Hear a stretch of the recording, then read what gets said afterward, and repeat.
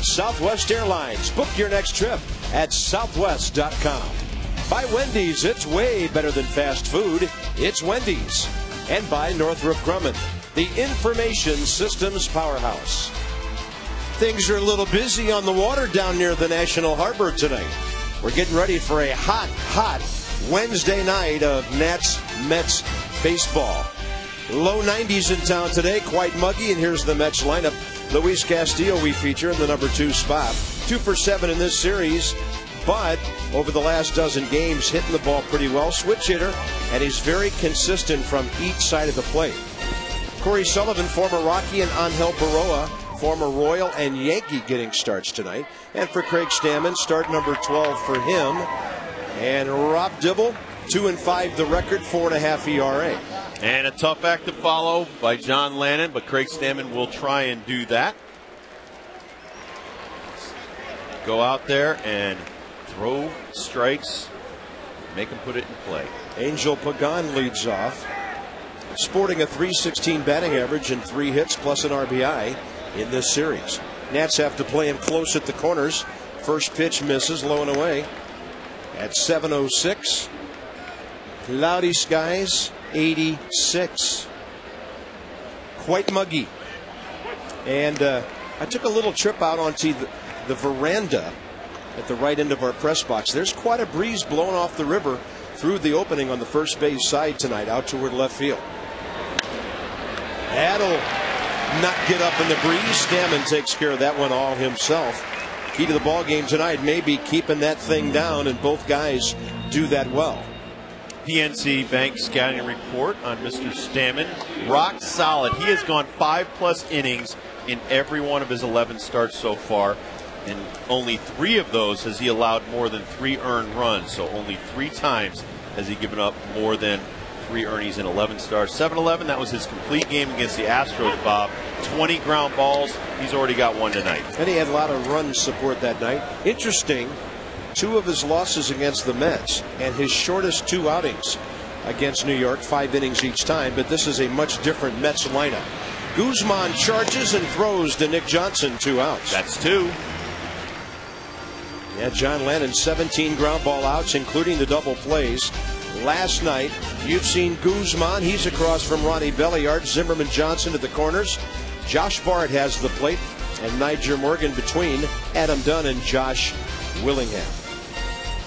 Next up, Daniel Murphy. 3 for 7, couple of RBIs on Monday night, and a good fastball right to the outside corner. Well, I think the one thing you can learn from John Lannon is he's not overpowering, but he throws a lot of strikes. That is foul. Ducking and then making the call, Doug Eddings. So if you're the young pitchers on the bench and you're watching the 24-year-old John Lannon last night, that's something you should learn. The ground balls, the strikes, good tempo, keeps your defense in the game. Phillies lost today. Cubs beat them 10-5. 0-2 and a ground ball. Guzman again. He'll take a pro hop or 2 and fire it over there. And Craig Stammen must think he's John Lannon.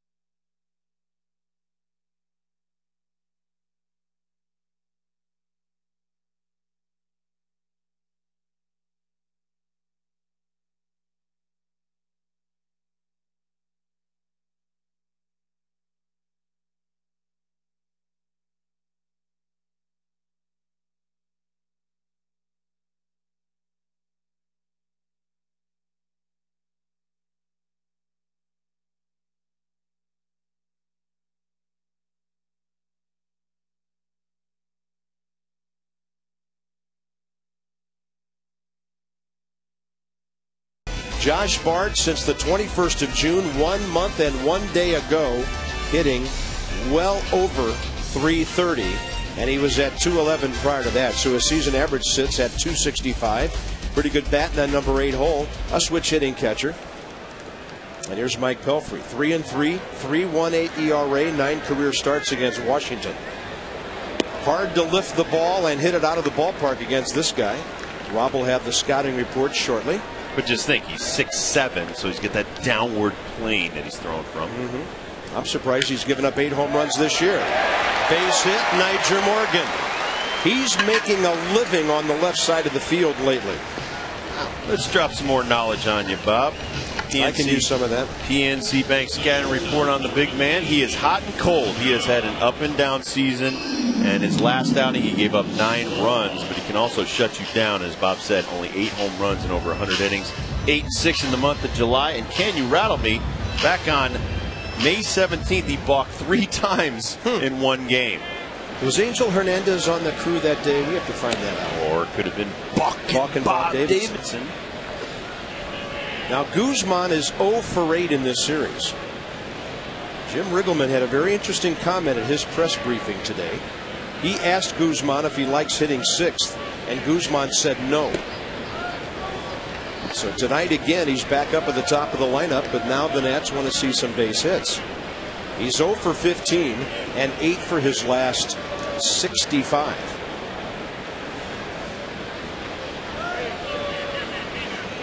Lineup subject of a lot of discussion today at 4 o'clock.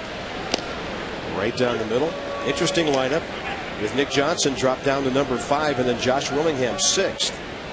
So 6 pretty good sticks to start out this lineup tonight.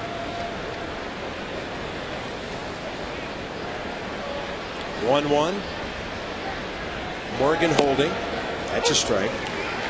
Ryan Schneider, by the way, the former Nat, 5 out of 13 in the caught stealing department this year. Brian's been hurt a good portion of the season, doesn't have nearly the games played that he usually would. He's only playing in his 34th game. The Mets are playing in their 94th, as are the Nats. 1-2, there he goes. Low and inside, good throw. Morgan's out. And he is nailed for the 14th time this year.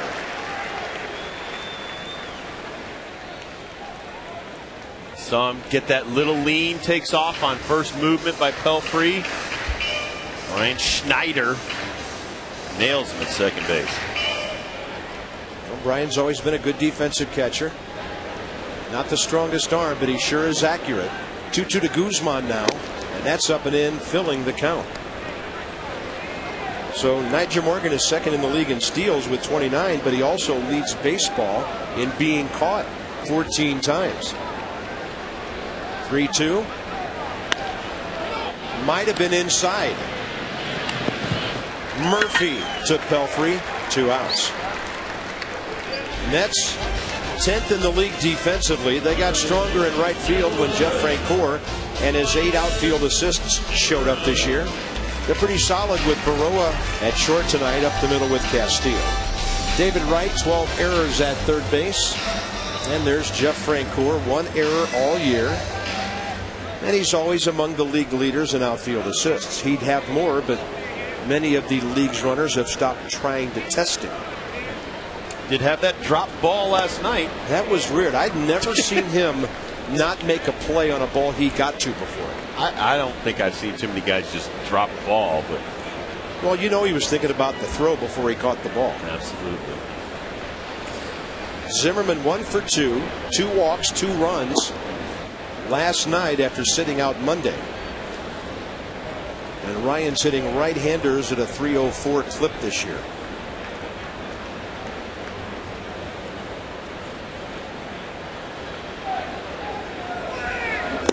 And a breaking ball outside. Pelfrey is from Wichita, Kansas. Went to Wichita Heights High School. As you might guess, he played a little high school basketball in that basketball mad state out there. And he's a former Gatorade Player of the Year in the state of Kansas.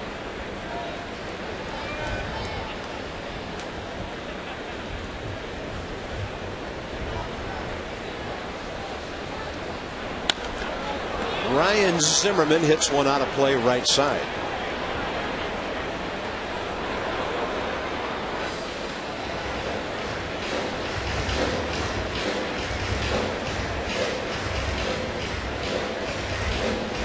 Talked about he's hot and cold. 7-5 on the season, 25-25 lifetime. This is his 68th career start. He's only 25 years old.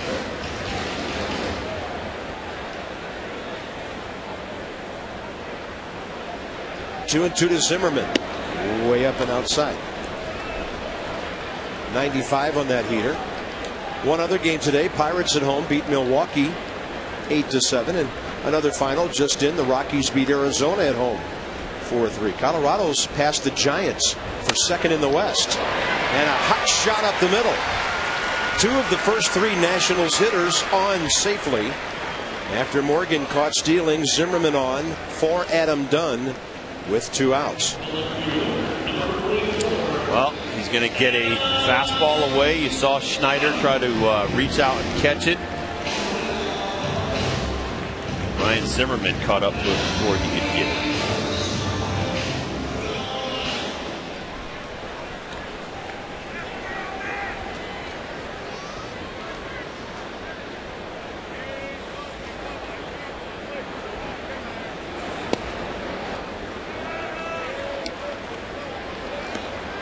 People still coming in, Bob. Coming down Half Street.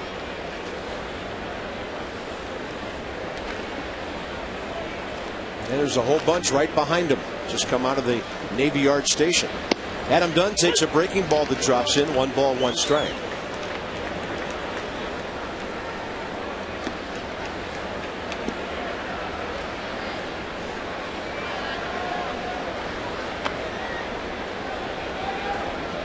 Short lead by Zimmerman, and I mean short. Adam will take it inside. And the Nats are going to make Pelfrey work pretty long here in the first inning on a very warm night. He's about to throw his 19th pitch. Big shift is on. Outfield grass for the second baseman Castillo. Adam Dunn hits one the other way right off the end of the bat. It's in the air for a long time, and that enables Corey Sullivan to get there. Very nice play in foul ground. Josh Willingham's all wired up. We'll hear from him straight ahead.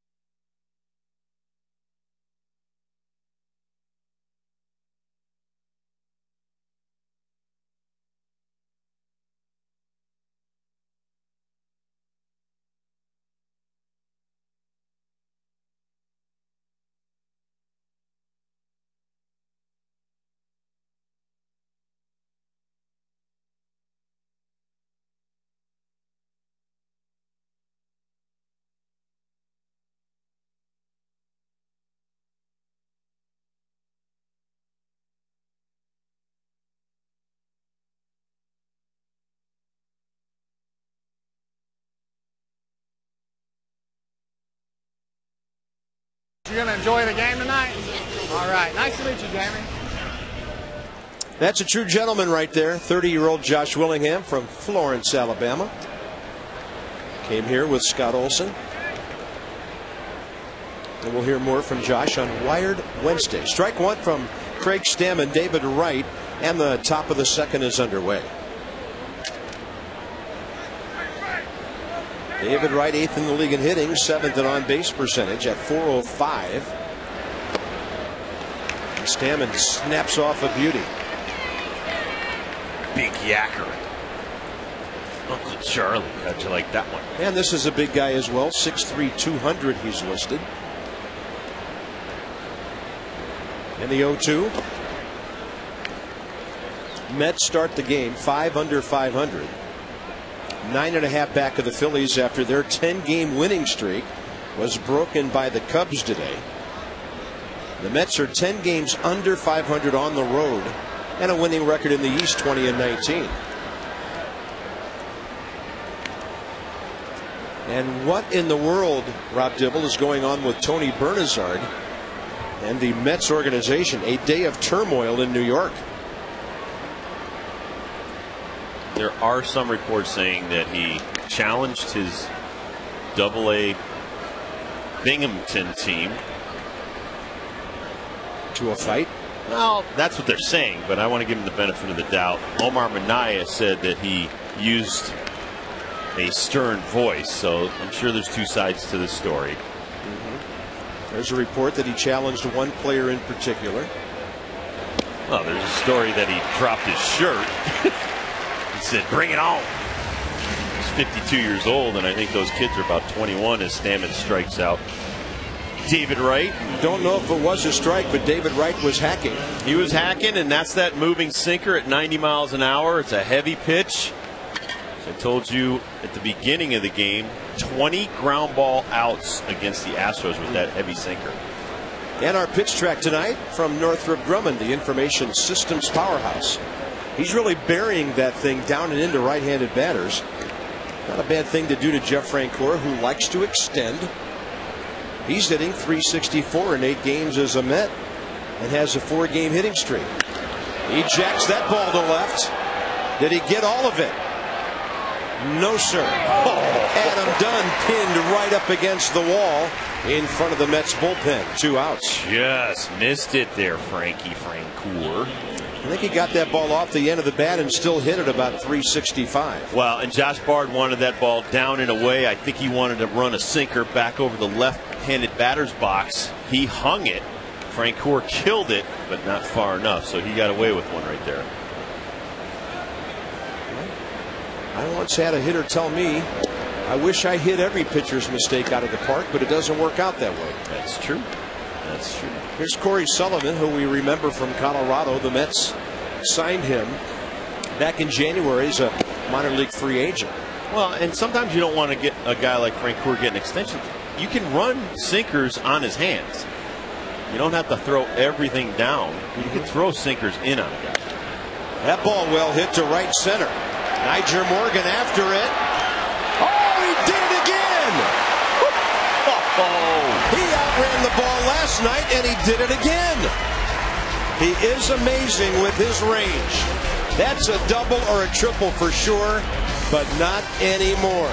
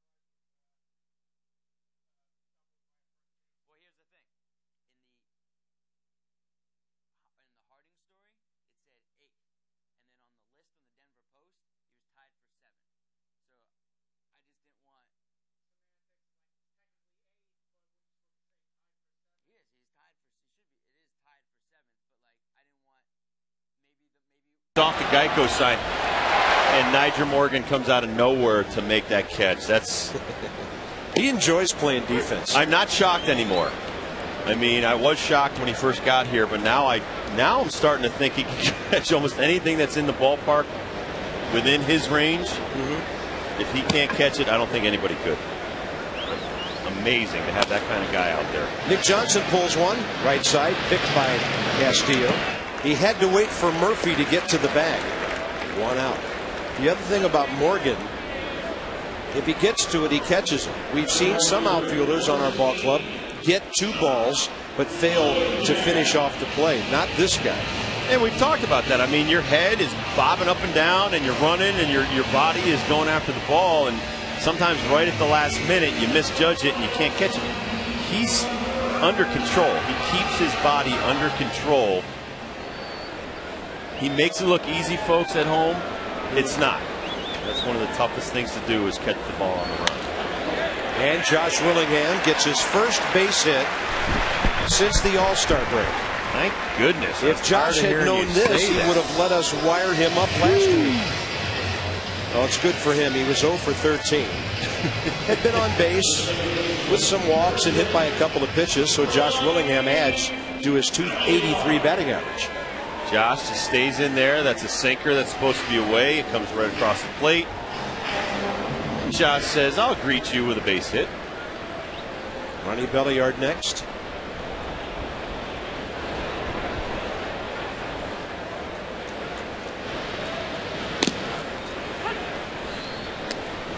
He pounds the ball in there, though. He's 6'7", 230 plus. 93-mile-an-hour moving fastball right there. That's pretty tough to hit. Strikeout to walk ratio not that good. Nowhere near 2-to-1. Belliard a chopper. David Wright, foul ground. Look at that, but safe. Evidently, it was a bobble on the part of Castillo. David Wright chose second base instead of first, and Jerry Manuel wants to come out and find what the deal is with Hunter Wendelstedt's call. Either a bobble or the second baseman not on the bag.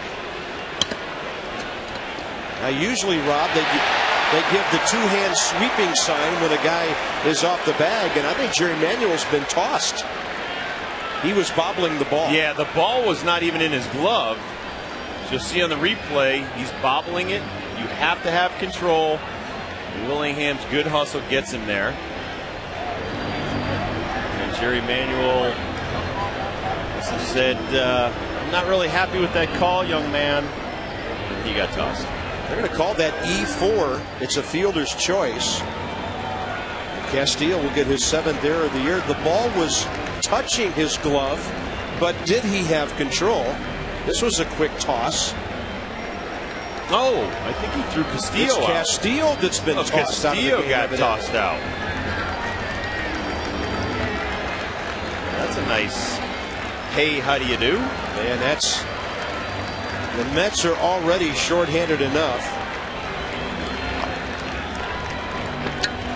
They have another infielder, of course, in Alex Cora and Fernando Tatis. Nice play by David Wright. He chooses second to try to make a heck of a play, and there you see the ball on top of his glove. Then he grabs it, but watch right here. Watch the top of his glove. The ball is not in it. It's on it. And by the time he gets control or gains control, Willingham's on the bag. You know, the thing is, the ball was on the top of his glove. Then he got it in his glove, but Josh Willingham was already at the bag. So Tatis will take over at second base as Castillo is tossed in the second inning. How about that?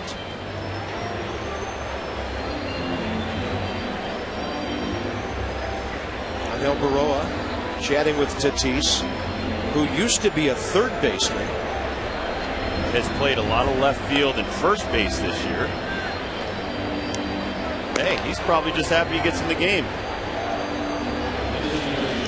Well, that's a break for the Nats,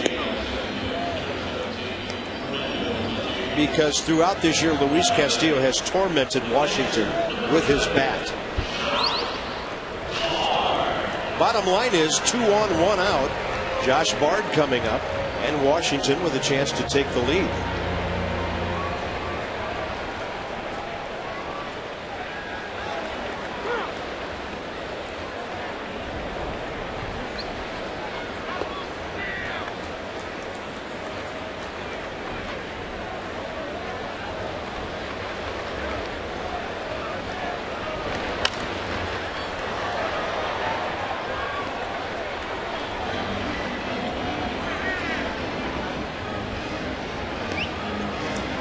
That didn't rattle Pelfrey. I don't know what would. You're getting one of your best hitters and one of your best defensive guys tossed. 0-1 to Bard. Josh will take a defensive swing to say the least, and now he's checking his trademark. So he's in a deep hole here, 0-2.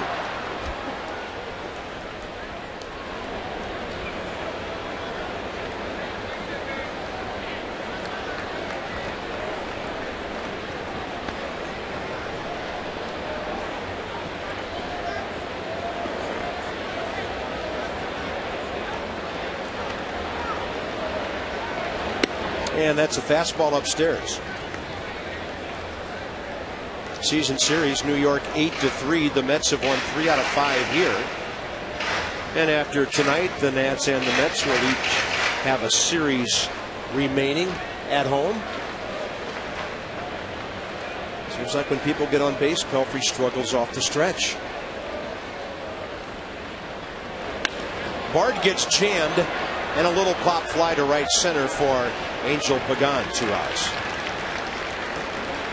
Greg Stammen now will step in with 4 hits and 3 RBIs this year. Well, and that's the scouting reports we were given by their announcers. That he even sometimes he'll go to a slide step because he's very uncomfortable from the stretch. So far, so good for him. We need to take advantage of that when he starts to struggle. Don't help him. Don't swing at bad pitches. Stammen sets up like a regulation hitter. He's taken some good swings this year.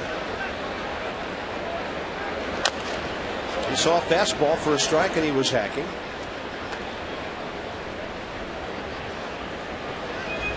A couple of American League finals this afternoon. The Yankees got a save from guess who? Mariano Rivera beat Baltimore 6-4. And at home, Oakland bombed Minnesota 16-1. Minnesota started the day just 2.5 back of the Tigers in the Central. The White Sox are only 2 out. The Red Sox making some noise.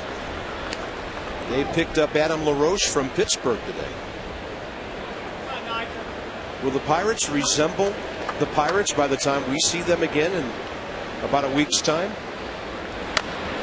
Stammen with a chopper right side, charged by Tatis, and the Nats are gone in the second, but so is the Mets' second baseman. No score early.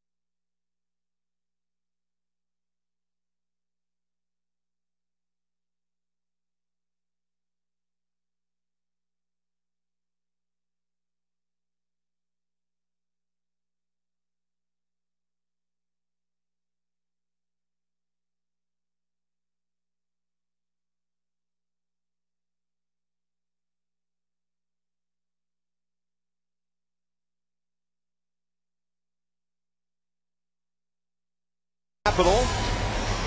Some of the folks are still in the sunshine here as we go top of the third in a scoreless game.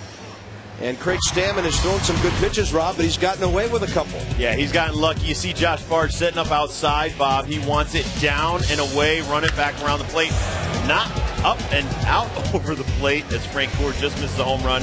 And then right here, Sullivan is going to get a fat sinker right down the heart of the plate. You saw Josh Bard. He keeps tapping the ground. He wants to keep that ball down low. I like Stammen's demeanor. Yeah, Morgan's out there. He's got it. No big deal. There was no fist pumping and pointing on that one, but I'm sure Craig thanked Niger when he got to the dugout. Here's Angel Baroa, the number 7 Mets hitter.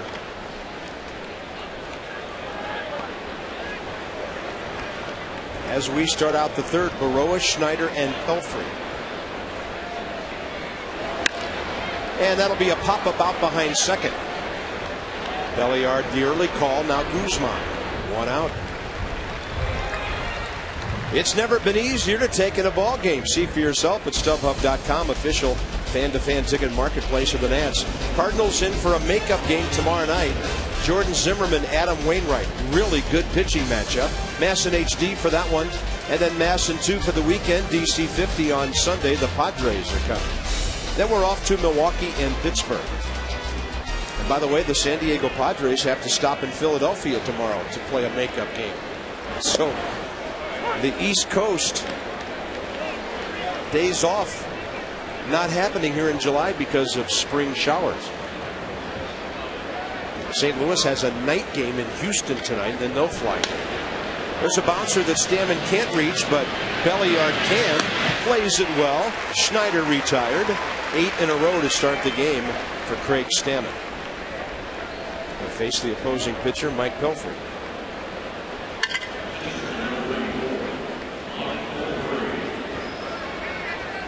Fourth ground ball out of the first 8 hitters. And Pelfrey this year, 4 for 30. He's an .092 career hitter.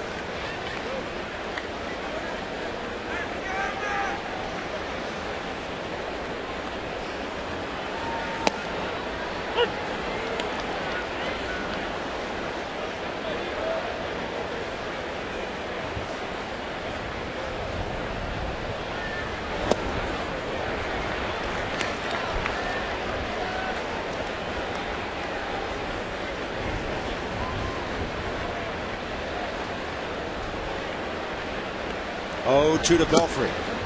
There's that hard sinker that he just bores in on the right-handed batters. This is as much as we've seen Stammen pitch inside all year. And then he gets him low and away.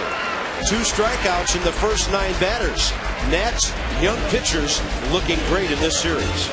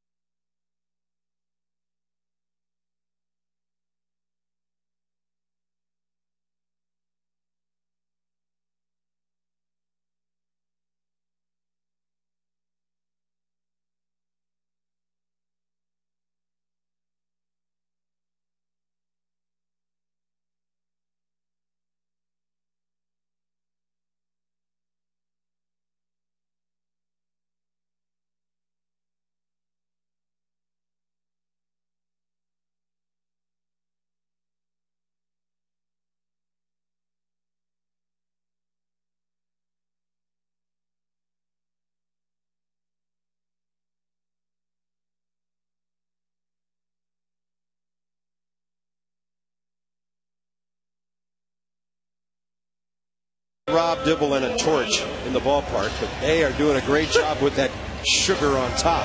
That is sweet. Now, if you want to see a great pitching matchup and see the best hitter in the game, Wainwright, Zimmerman, Albert Pujols here tomorrow night. It's the makeup of the May 3rd rainout game. Tickets available, great seats available. 888-632-NATS or go to nationals.com. David Wright plays it beautifully, and Niger Morgan, that's not even close. I think sometimes Niger bunts when there's no element of surprise whatsoever, and that's usually part of it.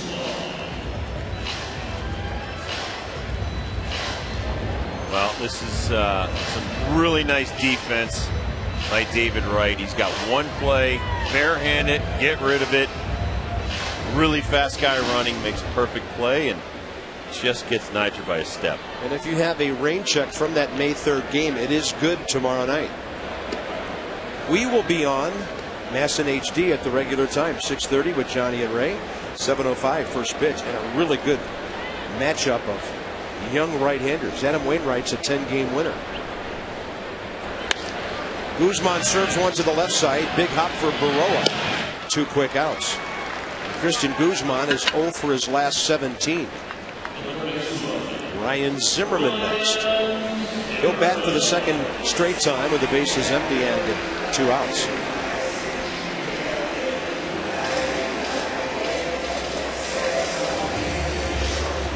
They're still coming down half street for the ball game tonight. We'll have a nice crowd by the time everybody settles in. Little cloud cover right now. Zimmerman, a sharp single to center field first time up. That's nasty on the corner. 96. 96 with movement and location. We don't want him to continue to throw like that. Then he throws that tight little slider that's 85. We need some people to get on base, get him rattled. Yeah, he's a different pitcher when the bases are empty, isn't he? Yeah. Hitter's hitting about 340 off him. He jams Ryan, who pops it up. David Wright on the run. Schneider's already there. And the Nats go quickly in the bottom of the 3rd. Top of the order coming up for the Mets. Pitching duel, to say the least.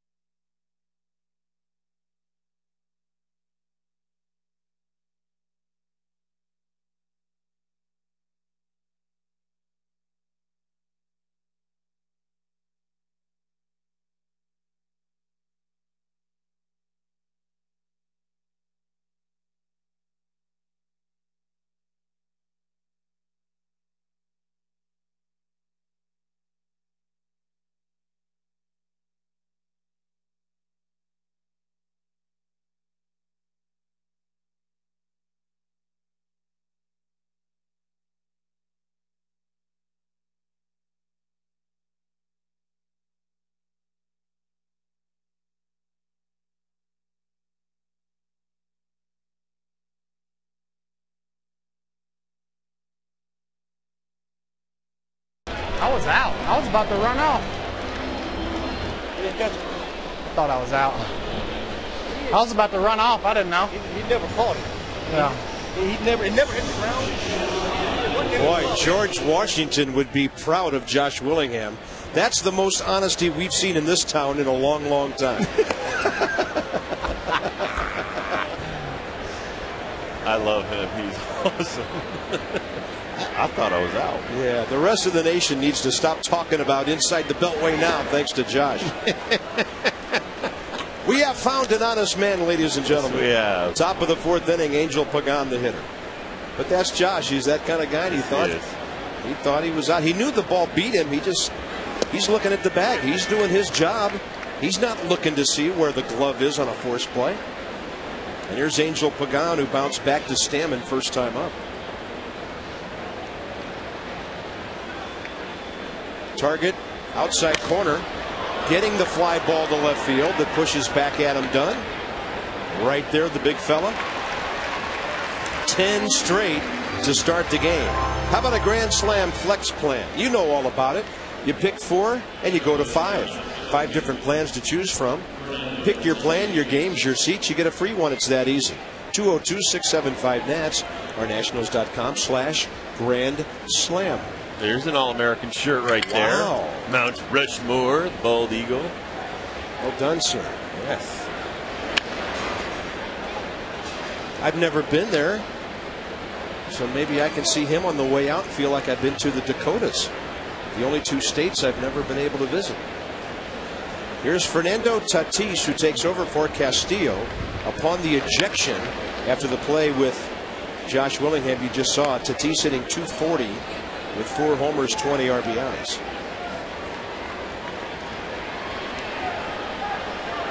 I wonder if they can measure torque on your swing, because I think between Tatis and Belliard it'd be a good swing off. Yeah. Well, and Gary Sheffield could be the judge. Yep. Look at that slide piece on the outside corner. Tatis frozen, 3 Ks for Stammen, and next up, Daniel Murphy. Well, he's got a great Northrop Grumman here. Pitch track, great 12-6 breaking ball. He pulls down hard. You see the rotation, freezes him. I can't pull the trigger. Strike 3. Here's Murphy, who bounced out the shortstop first time.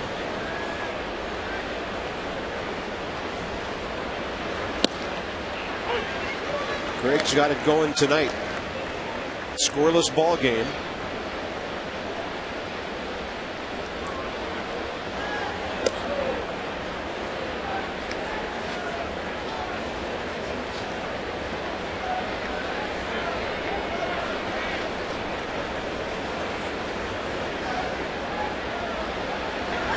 And the 1-1 drilled to left. Dunn is over. He's got it. 12 in a row to start the game for Craig Stammen. Dunn, Johnson, Willingham straight ahead.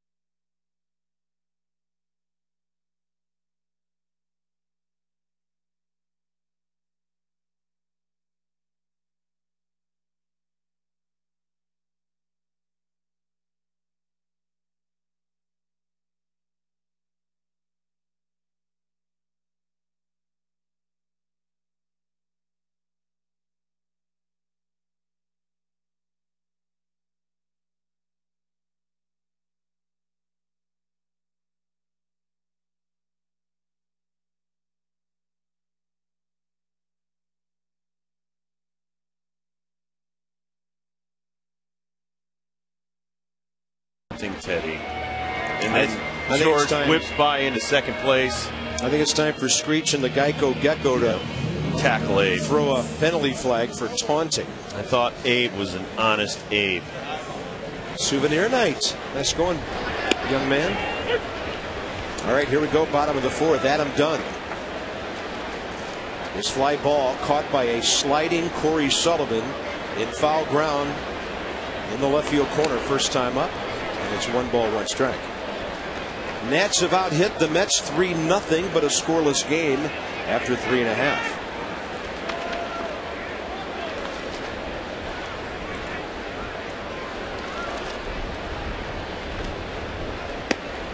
Well inside. Dunn's hit a Washington record for a left-handed batter, 24 home runs, breaking Nick Johnson's mark.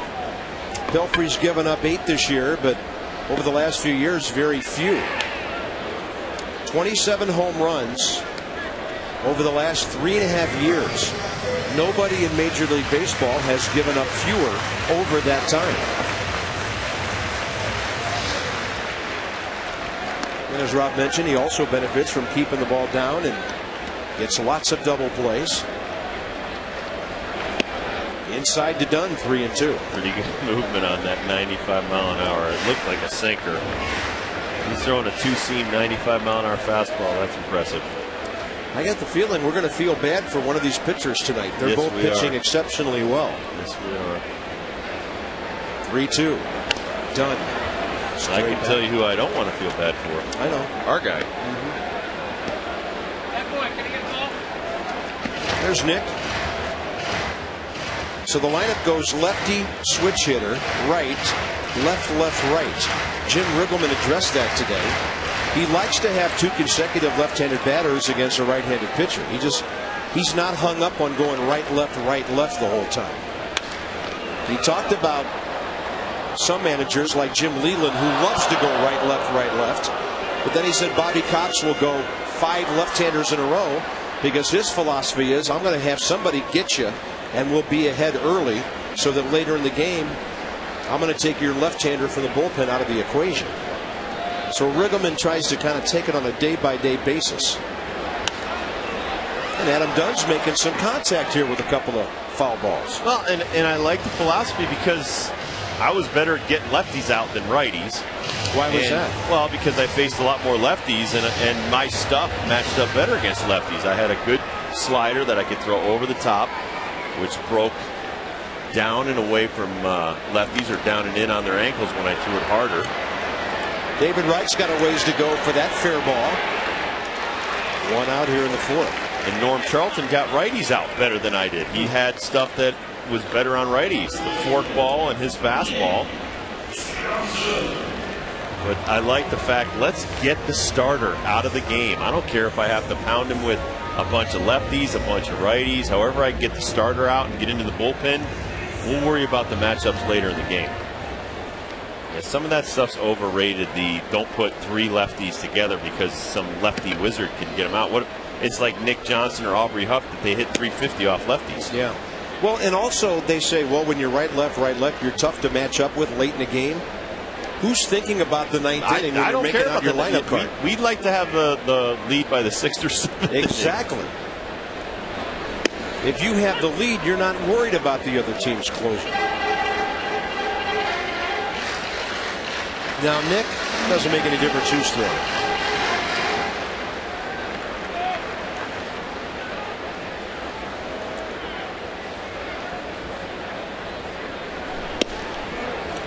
A breaking ball that stays outside 2-1. And Johnson 1 for 5 in the series. Didn't start last night. Played a couple of innings of defense at first base. Got to catch a bunch of throws the way Lannon was pitching. And that's a fastball that misses, ball 3. The Nats have 2 of the top 8 walk guys in the league with Dunn and Johnson. So they'll make a pitcher like Pelfrey work when they hit back-to-back. Full count, now 3-1. There you go. Nick's aboard with 1 out.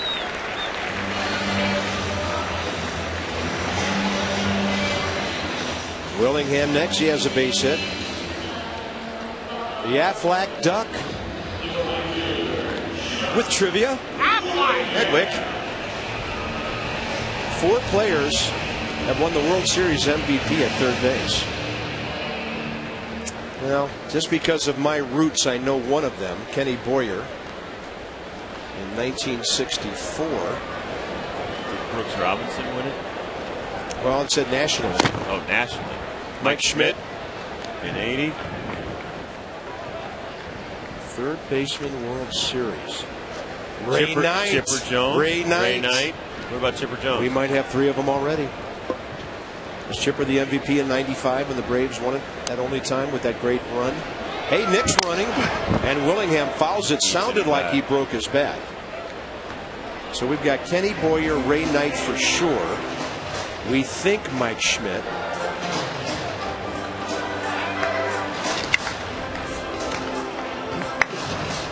Josh got a new bat, but he's heading into the dugout. Maybe to pick out that special one.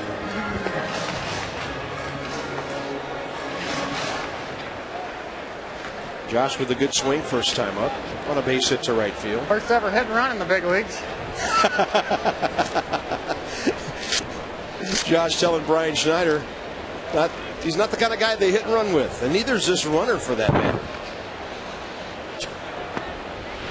I love it. Fine.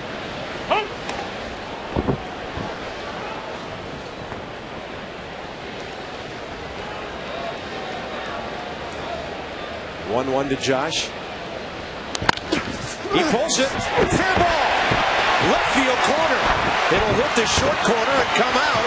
Nick Johnson will be held by Pat Listash. And Josh Willingham is 2 for 2. Thanks, Matt. Sneaking one right inside the bag. Well, he's going to get a pitch on the inner half right there, a sinker that stays up, but he still smashes it on the ground by the third base bag for double. Give Pelfrey credit for the ground ball, but give Willingham credit for the double around the bag. He has 2 of the Nats' 4 hits. Pat Listash visiting with Nick.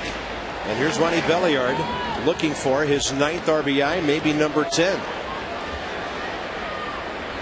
Ronnie can be an all or nothing hitter. We'd like him to be a contact guy here.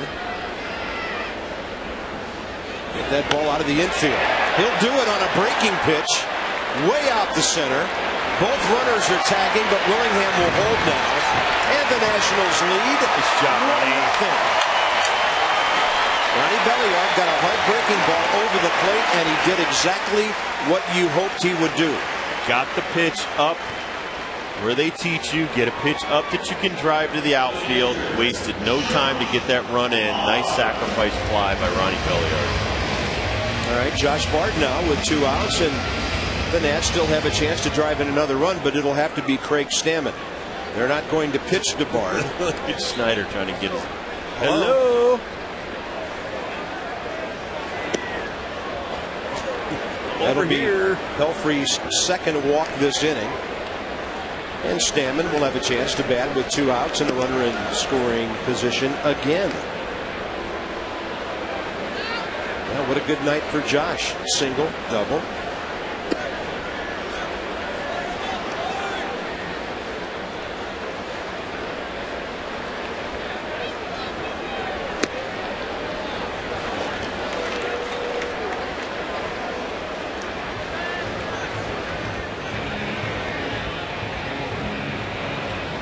First time up, Pelfrey buried fastballs in on Craig.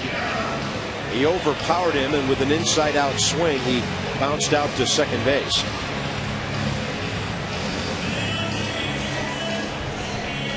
You might remember his first Major League RBI is a hard line drive to right center down in Florida. When he gets the bat on the ball, he's got some pop. He really jams the plate, too. I mean, he's right on top of that thing. A foul tip, strike 1. 8 o'clock in our nation's capital. Bottom of the 4th. Nats lead 1-0 on a Belliard sac fly. After a Johnson walk, a Willingham double. Bob, Rob, and Debbie with you tonight, right here on Masson HD. Look at him, a 600 hitter in situations like this. Inside. Yeah, you didn't want to hit that. That would have hurt your hands. Yeah. But you don't see too many pitchers who have the gall to set up as a hitter where this guy does. What are you saying? Come on in there, big boy. I'll hit it. Niger Morgan next if the inning continues. He's choked up on the bat. And he's a big, tough kid from Ohio. Grew up watching the Nasty Boys and the Reds play. My poster on his wall. Wow. I think he was the one. Here he is on the hill. In the box. And a 1-2. It's a bit tardy on that 94-mile-an-hour heater. He made contact.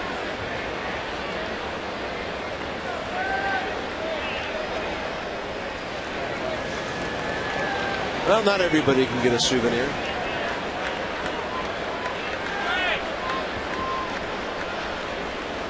One and two again. Good eye. 2-2.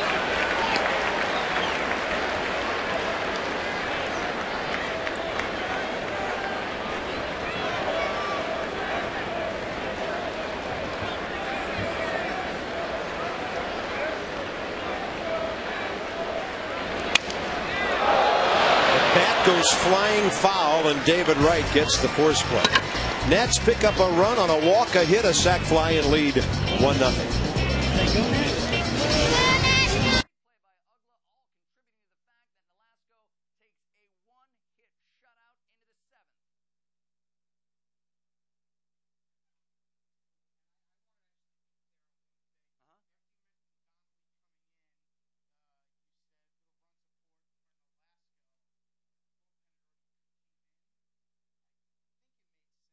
saying is, like, Nolasco left the game. It was 2-0 with the bases. He gets the win. I mean, on the one. All right, you want me to get rid? You don't like that broom business? All right. 3, 2, 1. Florida does complete the sweep. They'll head to L.A. Oh, I'm sorry. I almost said it again. 3, 2, 1. As Florida does complete the sweep. Outstanding effort by starter Ricky Nolasco. Almost got away from them in this.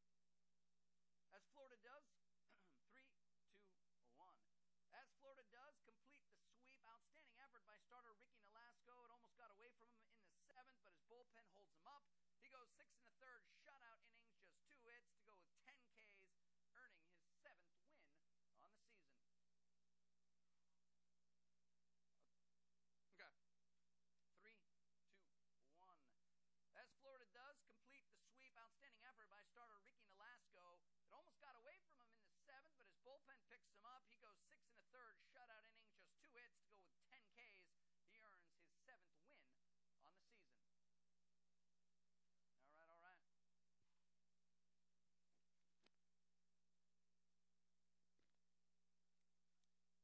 The Braves in his last outing, Craig Stammen, a couple of outings ago, got a lot of ground balls tonight. A little bit different guy.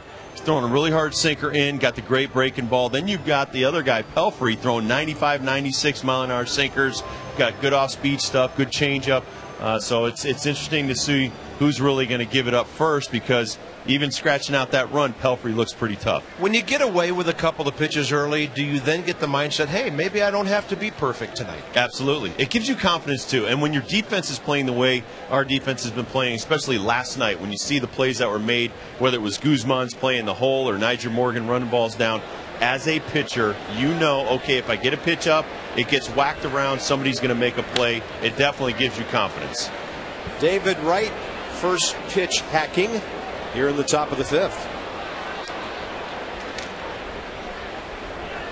David Wright on a nasty Stammen sinker. Off the plate inside, struck out swinging first time up. A lot of it has to do with tempo, too. Saw John Lannon get the ball, throw the ball, keep his defense involved in the game. Talk about Mark Early in Chicago. I brought this up before during telecast. He works so well, up tempo all the time. They love playing defense behind him. David Wright hits one hard, and the first base hit for the Mets. That ball really scorched out to left center. And Craig Stammen, 12 in a row before giving up a base hit. I was talking to a scout the other day. He talked about Tom Browning. Tom Browning threw his perfect game. I think it was an hour and 42-minute game. Right there, you see Wright. Good approach right there. He knows it's going to probably be a hard sinker or a breaking ball down in the zone. He gets it down and in. Line drive out in the center field. Here's Frank Core. Flied out to the left field wall first time on the high pitch that Stammen got away with. Like he held on to that ball a little bit too long before he let go of it. It's funny, I was talking with a very good reliever during my career. Greg Olson had one of the best curveballs ever, and we talked about it. When you're out on the mound, sometimes you even lose track of what pitch was called. Oh, great pick by Zimmerman! Safe at first. How about that around the horn action? Ryan Zimmerman took what would have been a double away from Jeff Francoeur and nearly turned it into a double play.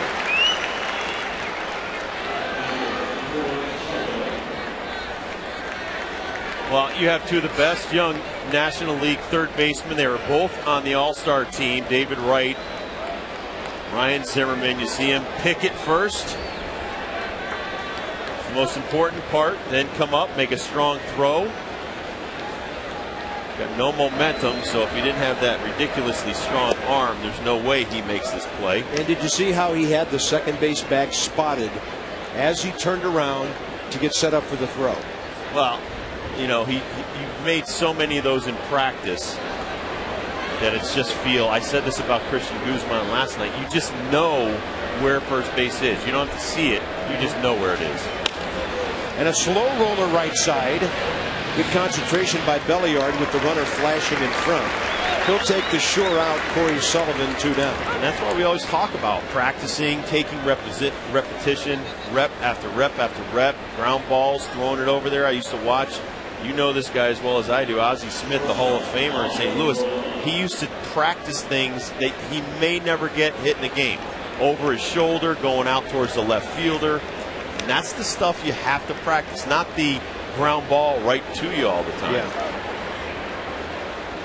One thing I saw him do, he'd have somebody stand on second base, and he'd field grounders at short and just throw them sidearm and never look at second base. Oh, absolutely. One after another right on the bat. And that's what we're talking about, the feel for the base play.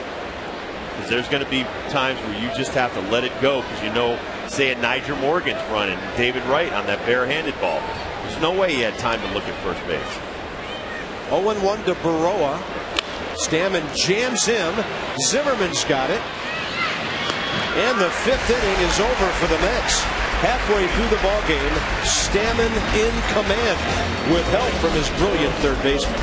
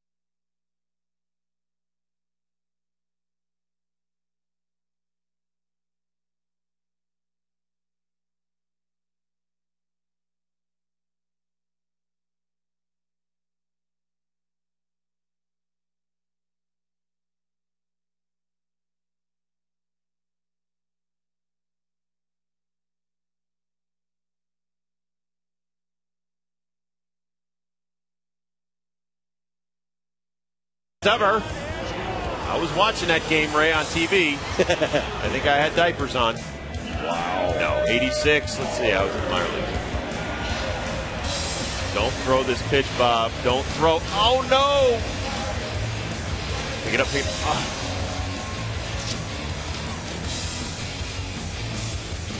Pete played so many positions.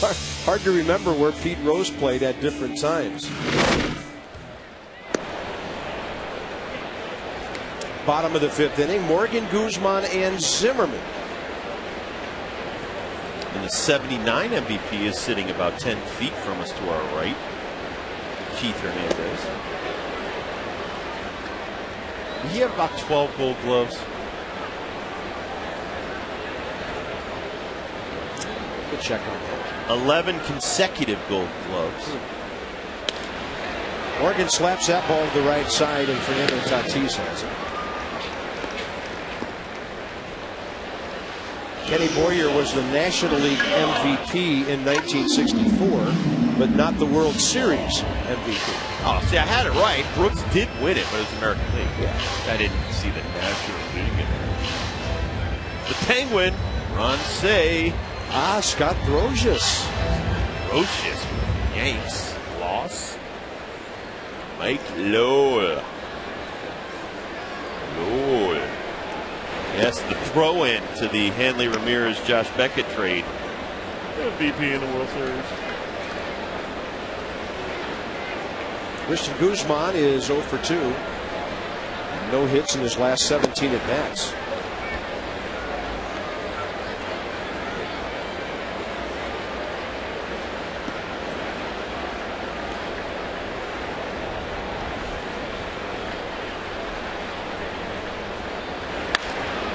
That's hit sharply, but right at Tatis. Plenty of time to recover. 2 outs. Ryan Zimmerman next. First 20,000 fans on Saturday to enter the Nationals gates. They get a free eco-friendly tote bag presented by Harris Teeter. Then watch the Nats and the Padres at 7:05. Get your tickets at the park box office here, 888-632-NATS, or online at nationals.com.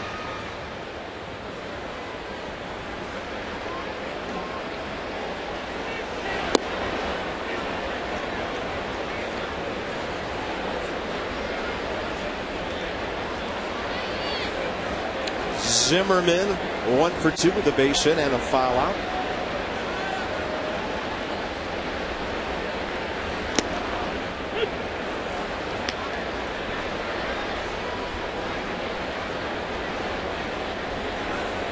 It's tough when you're looking for a 95-mile-an-hour sinker and he throws a hanging 84-mile-an-hour breaking ball. That's what you have to stay ready for right there. High octane.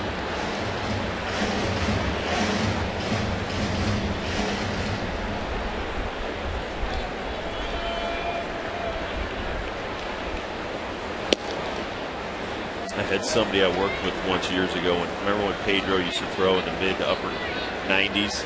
And he goes, I'd go up to the plate and just sit on his changeup.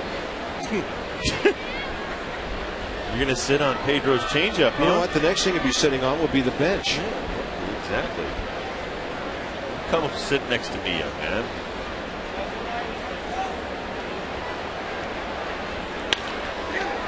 That's a 2-hopper to Angel Baroa. Both pitchers very, very good tonight. But the Nats lead by 1 into the 6th.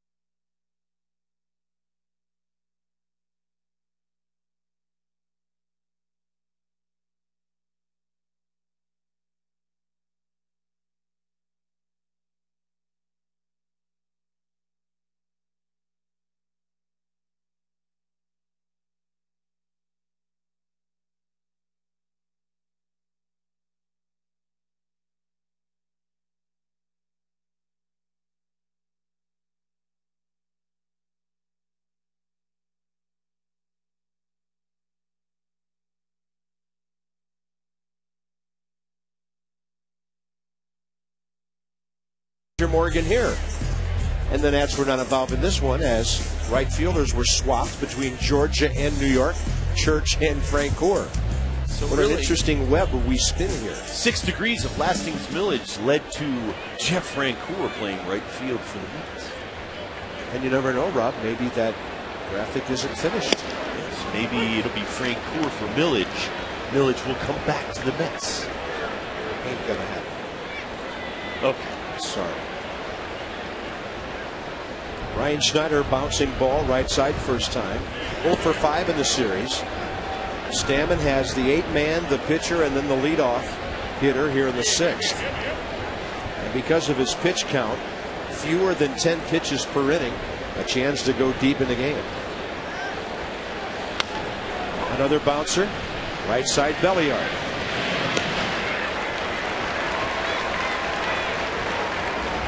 The Mets haven't scored a run since Francoeur's homer in the 9th inning Monday night. Wow, I can't believe you just said that. If you didn't just put the kibosh on us. Well, I mean, we have to sit up here and say something other than balls and strikes. I was going to say the guy, they haven't scored since such I've come to the conclusion. Oh, there's another jinx graphic. All singles last night. I guess Pelfrey's going to go deep here.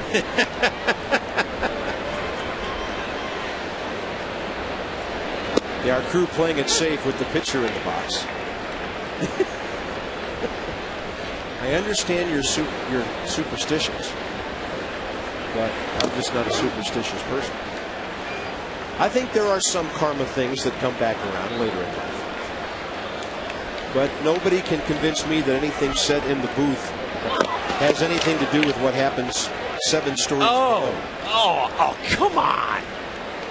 That's the worst. Rob, they're doing it to you on purpose. I know.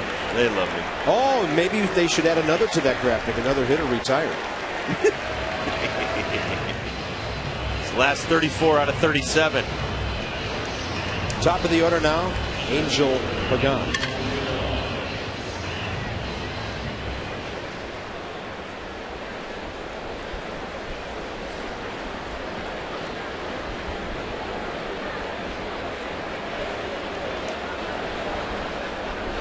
There's only one place where there's still a jinx evident. Where? North side of Chicago. Well, that's because they wouldn't let the goat come in. You know how I am with farm animals. Yeah, but who would want a goat in the ballpark? Can you fault the Cubs for that? Back then, you didn't have blowers and vacuums. You would have ate all the garbage.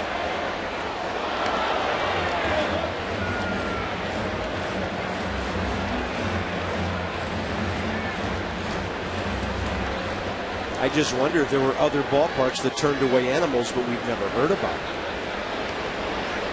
because it wasn't convenient. Do we have Animal Day at the ballpark where you can bring like your dogs? Well, a lot of clubs do that. I like that. We had a knitting night here where the ladies knit in the right field corner. That ball drilled to left center. Morgan, it's beyond his reach. That ball rattling around out by the bullpen. Pagan can fly, and he'll be at third base with 2 outs. And now the Nats throw the ball away, and he will score. That was a totally unnecessary throw. He was already on the bag, and the Nationals just gave away 90 feet and a run. Christian Guzman had no reason to throw that ball like he did. Angel Pagan smashes a sinker away, gets over the head of Nyjer Morgan. Very rarely does he run a bad route there. He took a couple steps in, gets over his head, kicks around in the corner, he throws it in. And then Guzman hurriedly throws it to third and right by him. We'll see the tail end of it right here. Just a quick flip right there, like you said, and then Ryan tries to go through the runner, and it was just bad all the way around. No more jinxing, huh? There's a double, at least, for Tatis. Well, I think it's a product of pitches that are hittable. That's where you would be incorrect, sir. Baseball gods don't like to be teased. Aren't there other games they should be watching tonight? What, haven't these two organizations gone through enough this year? Well, that makes the run earned. And Stammen suddenly hit hard here with 2 outs in the 6th inning. Well, 3rd time through the lineup.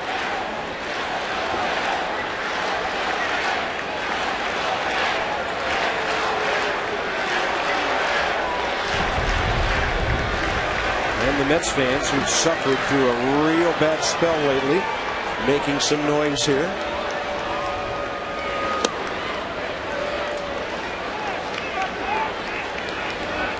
See his 3 times through the order. Whoa. Jumps up 100 points the 3rd time.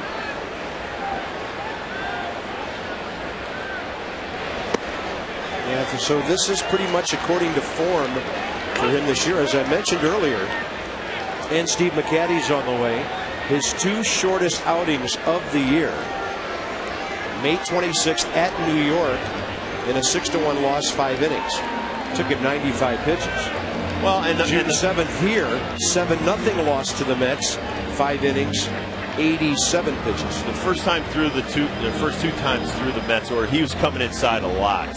And now he seems to be staying away from the lefties. They're dumping it into left field.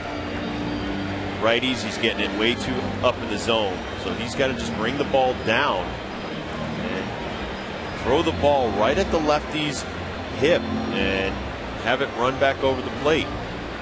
Like a front door sinker.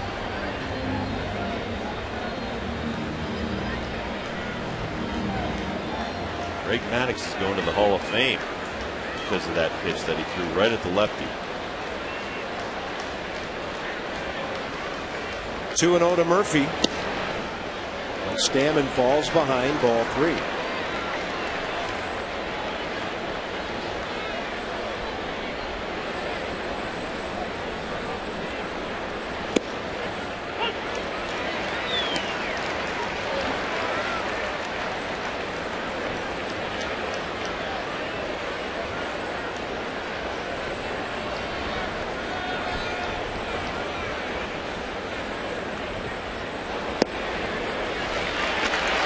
Two on, 2 out.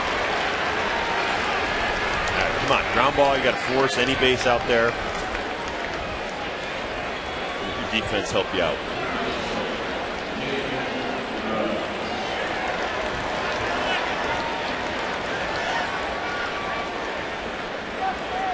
David Wright, base hit last time, the first hit against Stammen. He's now given up 3 hits and a walk among the last 9 hitters.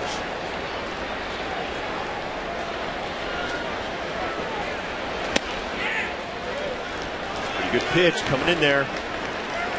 Coming in, I'm coming in hard.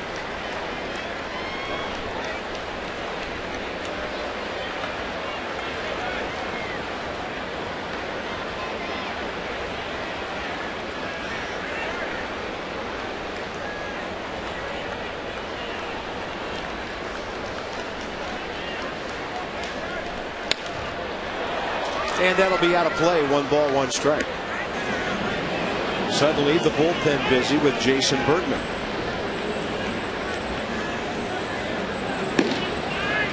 Stammen threw only 47 pitches, 33 strikes in the first 5 innings before running into big time problems here.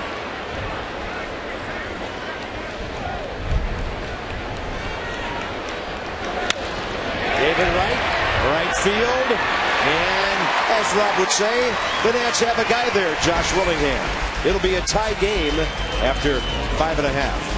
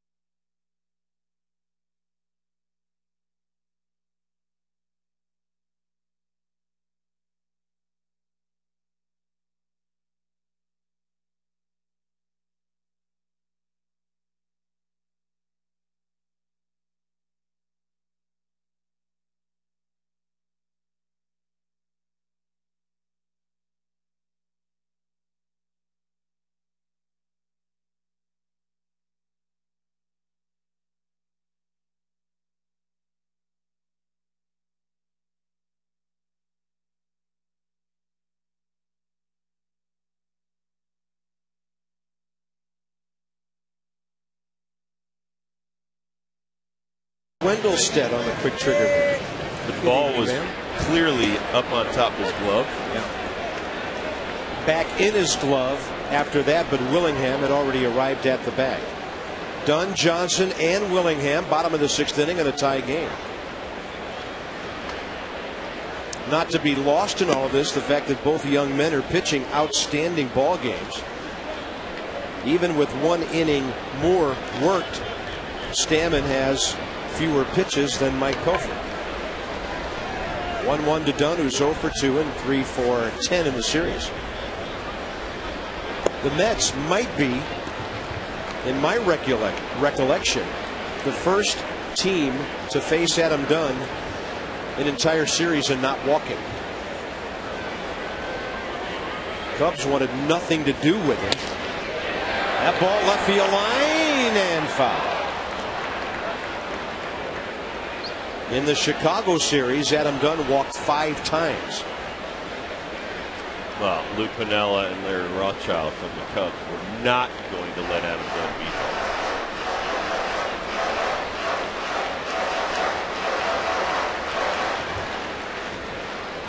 Rich Harden, by the way, very well pitched game last night for 7 innings. Didn't get a decision, but Dunn hits that ball hard and lost in the lights by Jeff Francoeur. Dunn will motor into second base on a double to the scoreboard. Frenchie's not happy with it. We've mentioned this before. This is a ballpark where the light standards around the infield are not as high as they are in some other places, and Francoeur never saw this ball. Yeah, he loses it in the lights, covers up, doesn't want to get hit. You know, it's enough on a super slow-mo to I've been there to make you look ridiculous, but I'm telling you, that can be so dangerous, and he never saw it. No, we're just glad it didn't hit him. Here's Nick. Or hit his glove. I'm glad it went by him.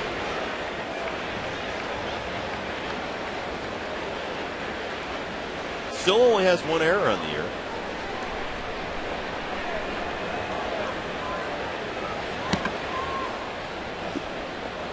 Francoeur dealt with that in Atlanta a few times because that ballpark has light standards only around from foul pole to foul pole. They didn't want to ruin the view of the skyline. There are no lights from the outfield that shine back in toward the field, so the majority of the lights are around the grandstand, and Francoeur played there for a number of years.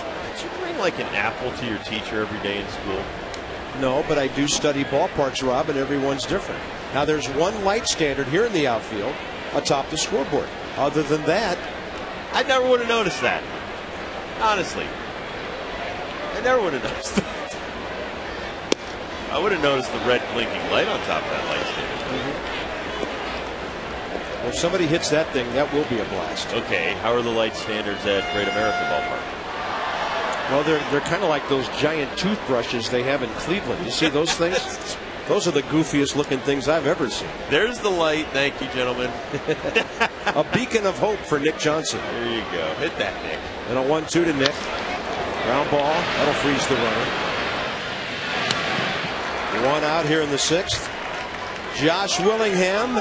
He is our subject of Wired Wednesday, Debbie. 2 for 2 tonight, and there's a whole lot more to this young man. Oh, I'll tell you what, Josh is definitely one of the good guys in the game, and before the game, he spent some time with the youngsters that I'm sitting with here in Section 201. He signed autographs, and these kids are here as part of the Major League Baseball Players Trust Fund. They are here for the Buses for Baseball. A lot of these kids have never been to a game before, and they're having a great time. What do you think, guys?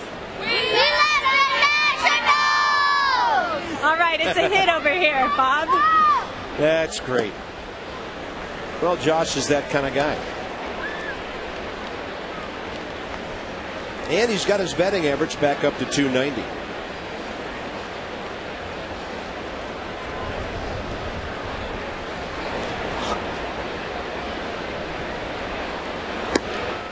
Is that fastball outside, and it stayed off the plate. Dana DeMuth, by the way, the crew chief, a 26-year veteran, has the plate tonight. Both pitchers have been so good, we haven't had to talk about the umpire. And he's the most experienced man on the diamond. 2-0. Josh may be sitting on something here. It's a slider right over the plate, strike one.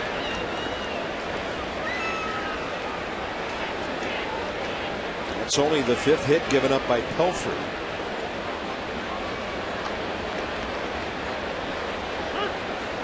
He got ready a little too quickly for Willingham's liking.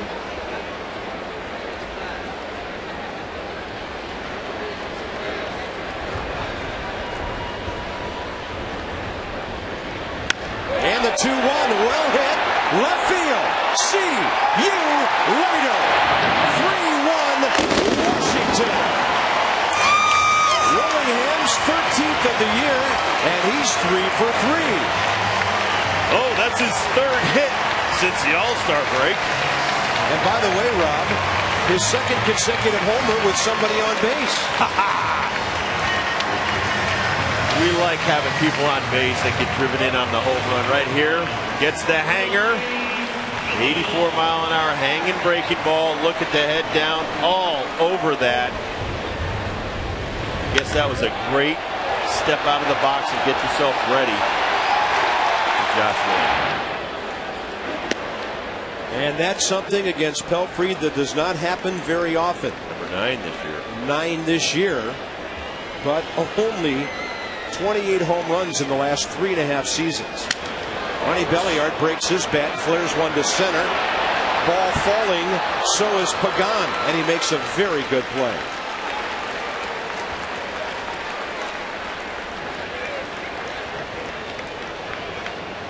How bad do you think Jeff Rancourt feels now after missing that ball in the lights? Angel Pagan comes hustling in, slides on the nice turf here, Nationals Park. It's a great catch. Half a day and be mic'd up at the same time. Josh Willingham hit a 2-run homer the Saturday before the All-Star break in Houston with Nick Johnson on base. That was the night he had 2 homers, a double, and 4 RBIs. So nice to see Josh have some company when he rounds the bases. Josh Bard 0 for 1 and an intentional walk.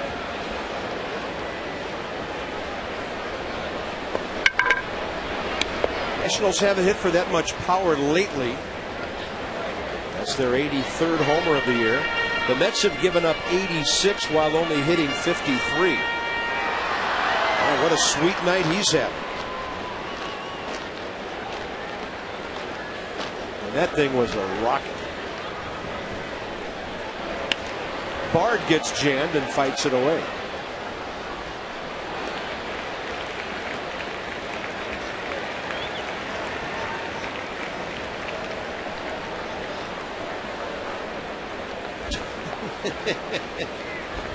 Having a little fun with his towel.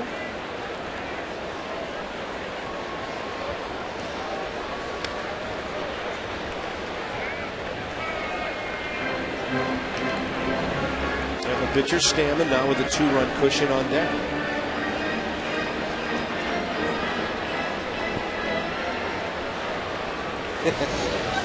Everybody's smiling when the Nats are on top. And the 0-2. That's a breaking ball way off the plate.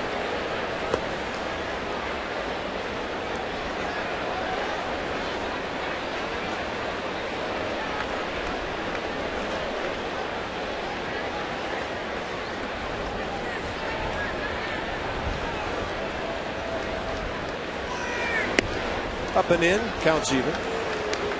See how he threw that sinker though? He threw it right at his hip. Tried to get it to come across in front of his hands.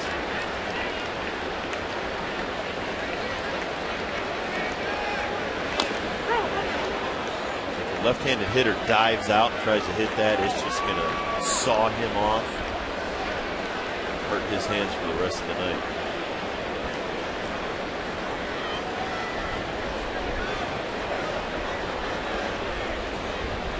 That's made him work hard tonight.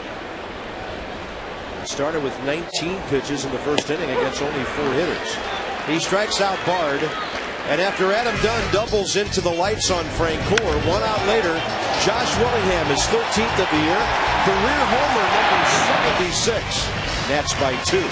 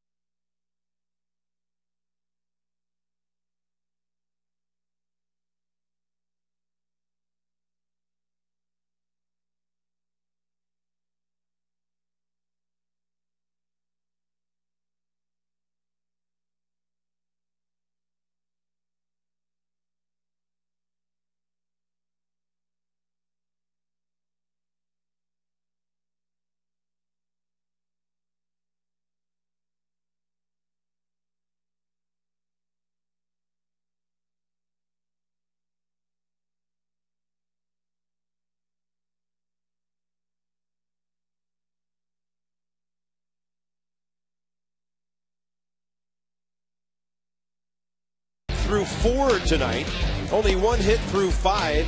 He's had the Mets stymied pretty much the entire evening, except for a couple of swings in the 6th inning. So he has pitched through 6, 1 run on only 3 hits. AT&T, the nation's fastest 3G network. AT&T, your world delivered. So you summarize it with some timely hitting on a perfect night by Josh Willingham here on Wired Wednesday. Stammen 6 very good innings. Angel Pagan the only real damage for the Mets. A triple, then scoring on the Guzman throwing error on that play.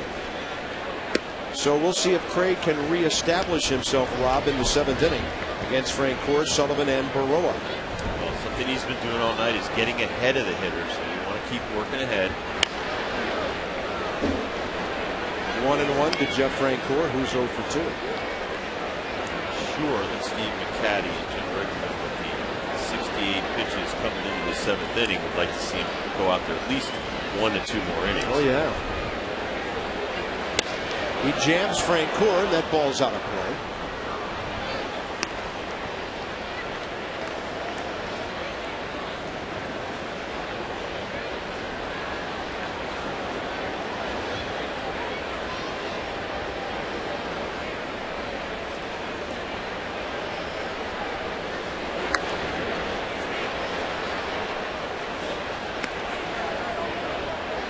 Left-hander Sean Burnett joins Jason Burton.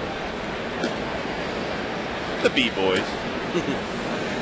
The bully boys. And maybe later Beimel. And 1-2.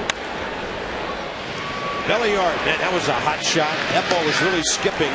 Ronnie made a good play to get it cleanly for the first out here in the 7th. Get your family fun pack. All the tickets and bring the whole gang to the ballpark. Padres will be here Sunday. You can get a $14 upper right field terrace ticket or a $25 ticket lower stands left or right field. You get a hot dog with each ticket, non-alcoholic drink and chips, minimum 2 tickets per purchase. Signature Sunday pregame autographs, and the kids run the bases after the game. Nationals.com or 888-632-NATS. Corey Sullivan 0 for 2. And ball 2.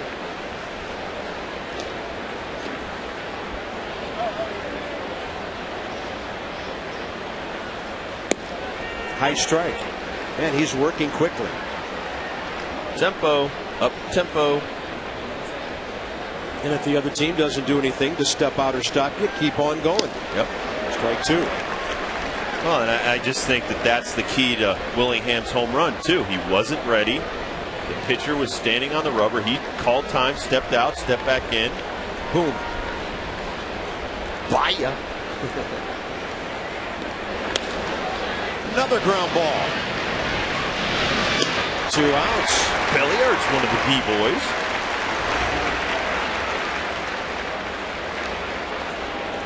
Ten ground ball outs. Ask about the Nats at massinsports.com and submit your email question.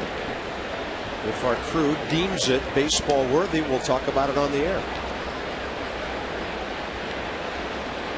Angel Baroa next. He's 0 for 2.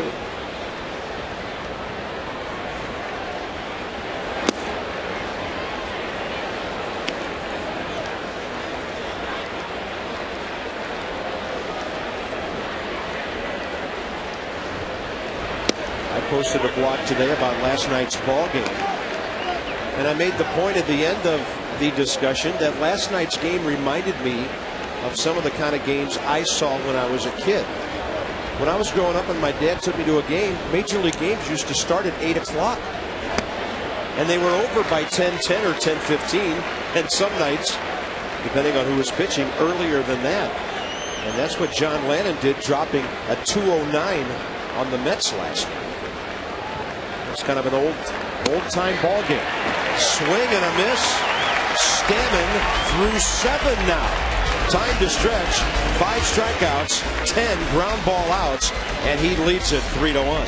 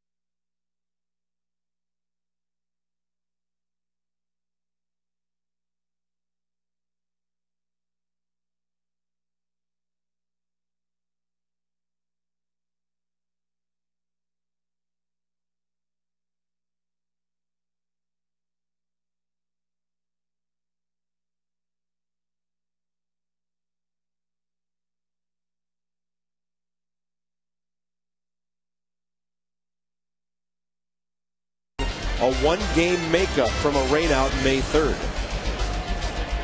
The Nats will stay home after that to play San Diego, and the Cardinals will head up to Philadelphia. Bottom 7, Stammen leads off.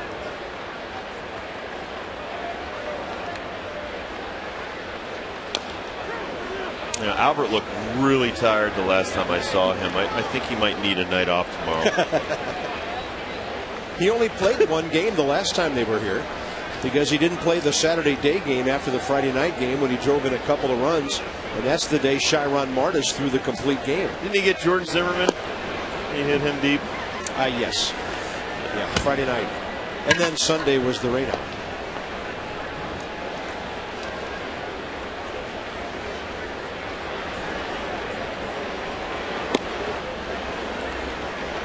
Gone is Stammen. 2 strikeouts for Pelfrey tonight. He's probably in his last inning of work. Verizon Fios presents Nats Extra Postgame, Johnny and Ray. Yeah, I'll say command for Stammen. 82 pitches in 7 innings right now. 1 run on 3 hits. Josh Willingham, 3 hits. Single, double, 2-run homer.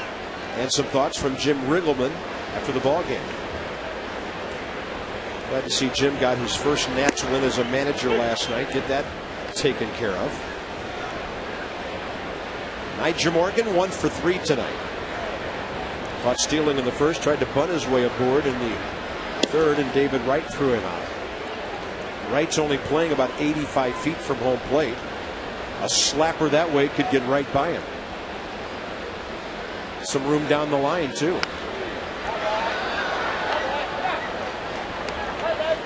Pelfrey due to bat second in the 8th.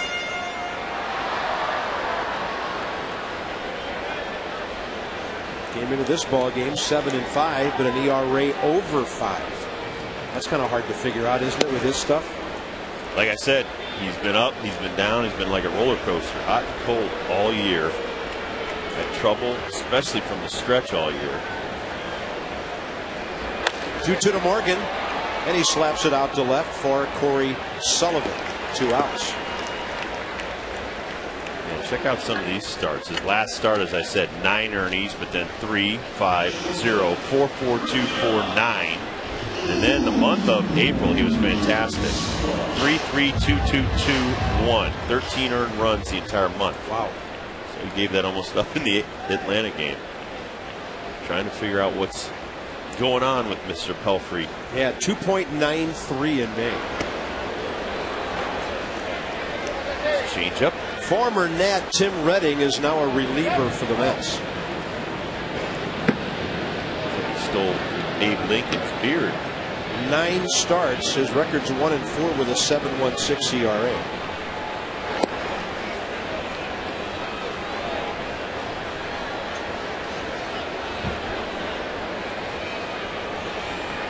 Guzman 0 for 3 on 3 ground balls.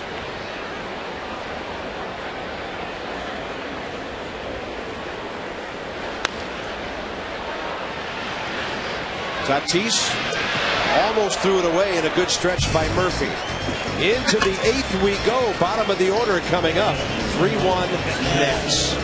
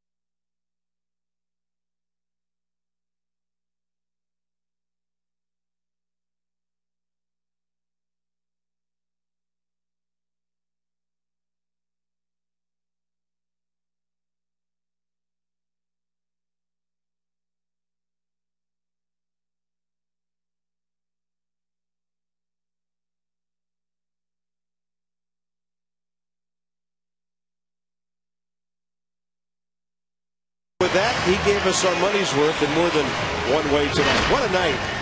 Wired Wednesday starring the young man from Florence, Alabama. Top of the 8th, Stammen facing Brian Schneider.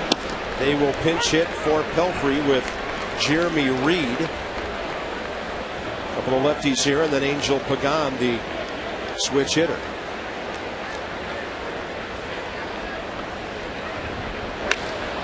Stammen throws another ground ball. Guzman takes care of it. Tonight's copyrighted telecast presented by authority of the Washington Nationals and may not be reproduced or retransmitted in any form. And The accounts and descriptions of this game may not be disseminated without the express written consent of the Washington Nationals. Well, removing the mic is only acceptable if you hit a home run. Yeah, he's excused. He's excused.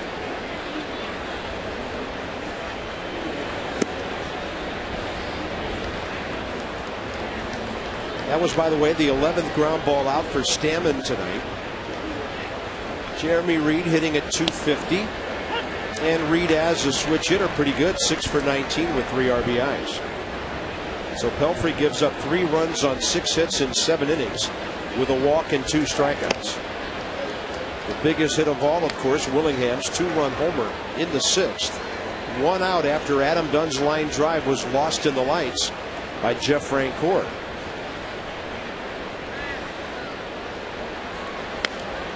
Out of play. 2-2.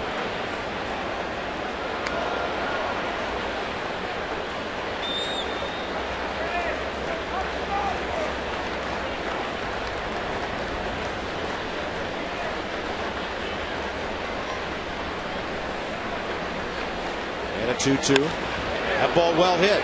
Willingham back, over his head. One hops the wall.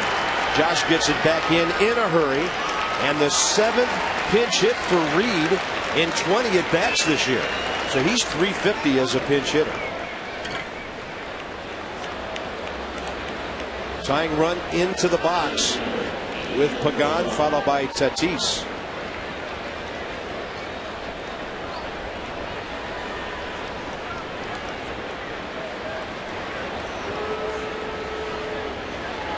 Angel Pagan tripled left center beyond the reach of Niger Morgan last time out.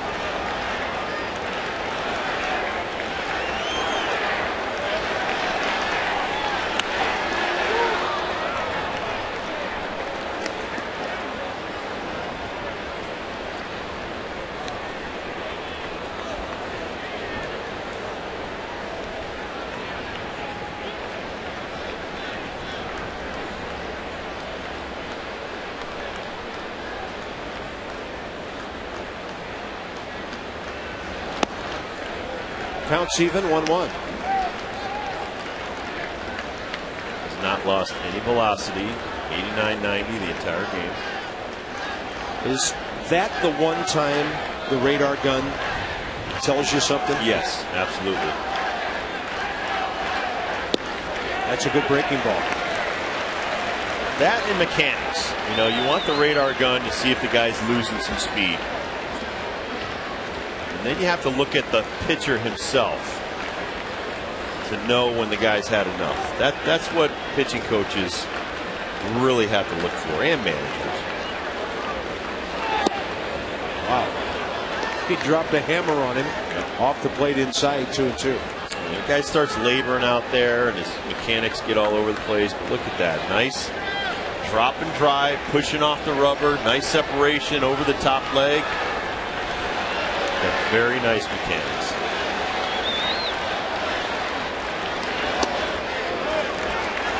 See Josh Bard back there. Stay on top.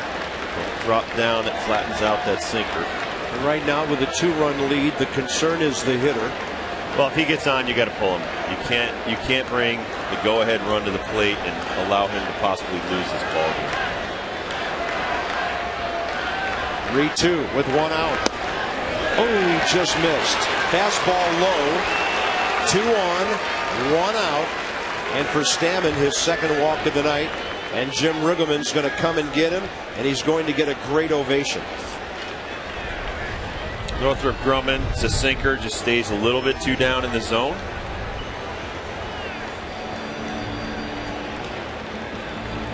One of the best starts of Craig Stammen's young career. And the fans will let you know how well he did tonight.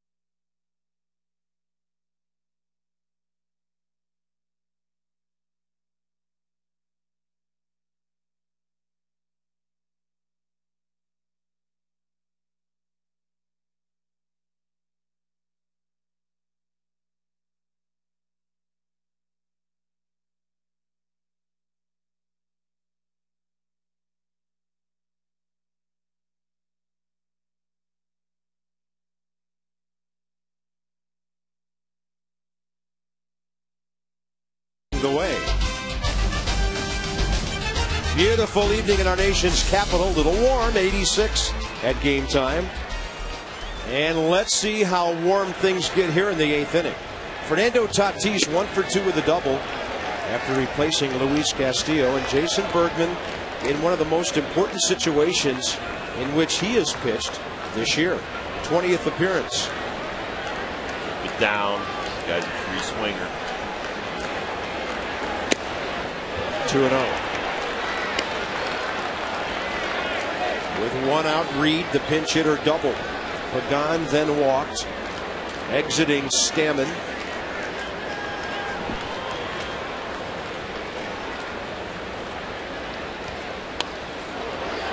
And Fernando Tatis has always been a free swinger.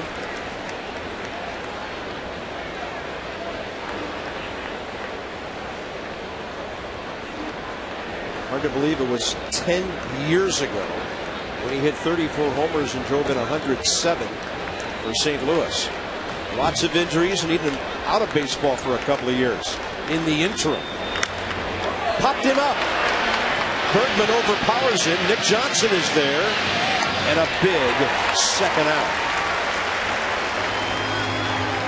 Reyes, Beltran, Delgado. They have struggled without Beltran. Bob, look at that, 10 and 16, 3 runs a game. But check that record out.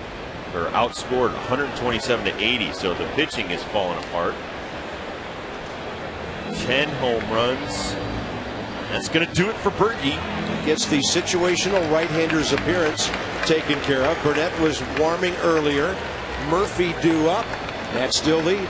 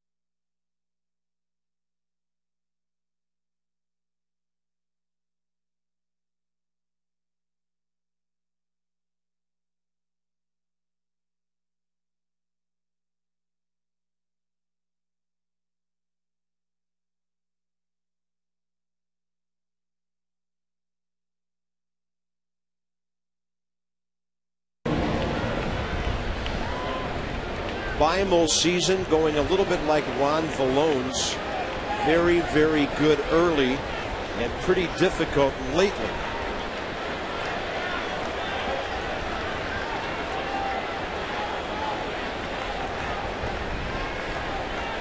Low ERA lately, but that doesn't tell the stories about inherited base runners. On a breaking ball for a strike. I don't think we'd like to see him throw another one up there. Big breaking ball. This is what he had before he got that hip injury. Diving to make a great catch in a ball game earlier in the season. Looking the runner back, Jeremy Reed, and then missing outside. Filthy. Counts even, 1-1. That is just a filthy pitch, and I like it. Come right back with it.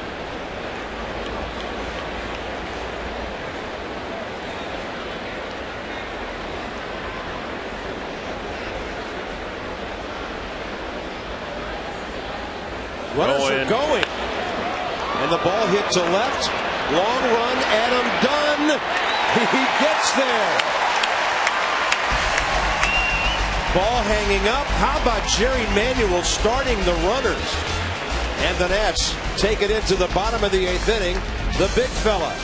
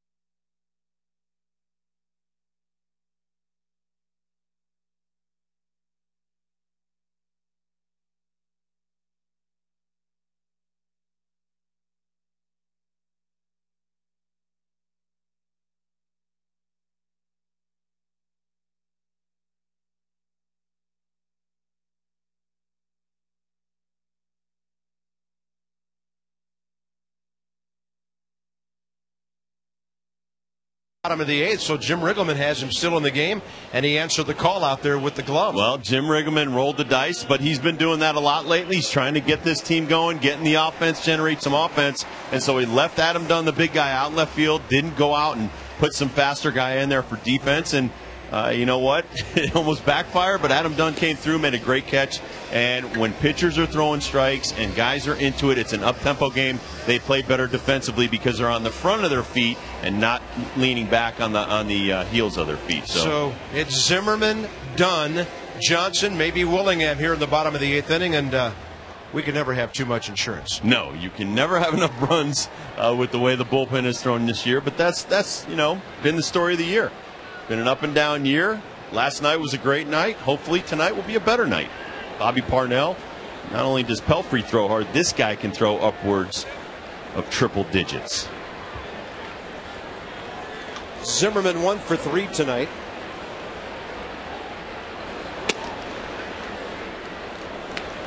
'86. And he's got a little herky-jerky to his motion. And hitters will tell you, not only because it's 96, but because of that, the ball's on you really quick. And a 2-hopper to short on Hel Baroa for the first out, bottom of the 8th.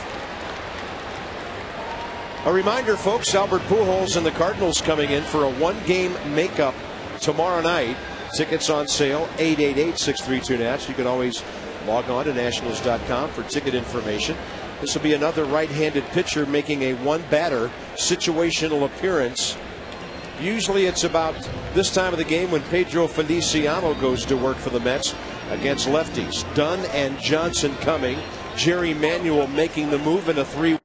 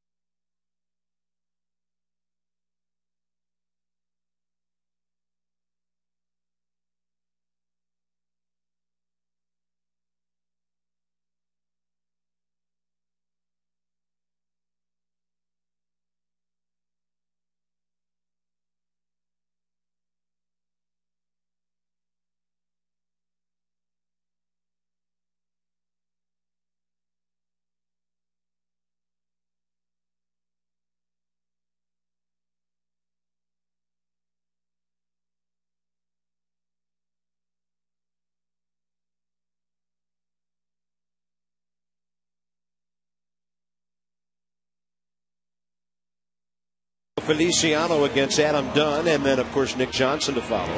Here at the bottom of the 8th, Nats on top 3-1. 52nd game for this busy pitcher.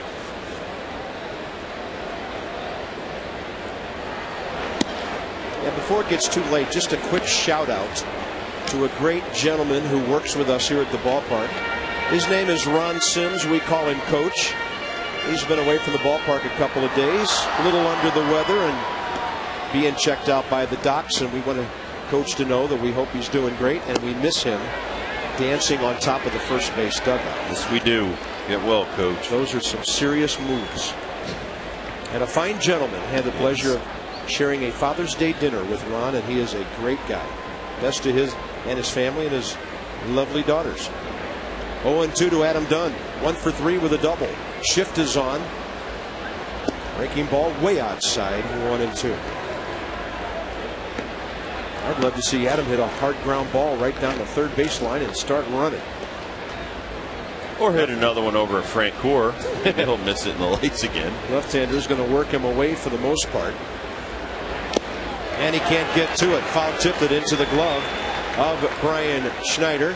Debbie, what about some of the differences these days with Jim Riggleman at the controls? Well, here's something interesting that I found out today. Jim Riggleman has called a brief meeting after each of the 6 games he's managed this season. John Lannon told me he's pointed out the hard work that his players have done with infield and outfield work, and he said it's paying off, and we saw that last night. And I asked the Nats skipper if he called these meetings when he was back in Chicago, and he said he didn't have to. Yeah, he won a division with the Cubs in '98. He was also talking about that lineup as Nick lines one hard up the middle.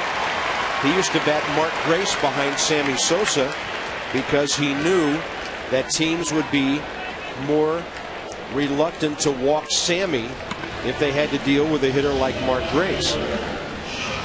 What a night for Josh Willingham. Is this our defining moment of the game, Mr. Dibble? I hope so.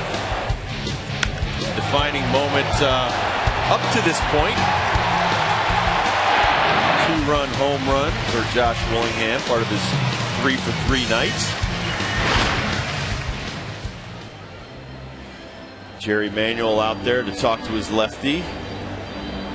He looks like he's got a right-hander ready to walk onto the field. I don't think he's going to pull this guy. You know. There he is. Well, in that case, the ushers better get this trespasser. Get that guy out of here. Tackle him right now. Sean Green is coming in to face Josh.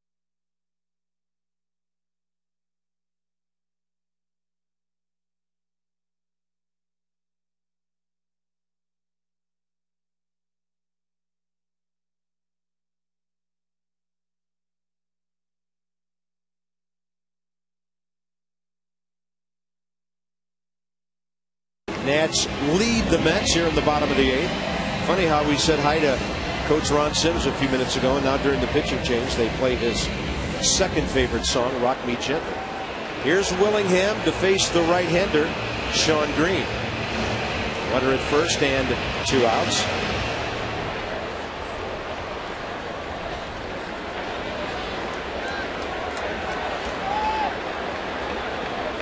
Willingham started tonight at 283. He's at 293. And that breaking ball spins in there pretty close from Sean Green.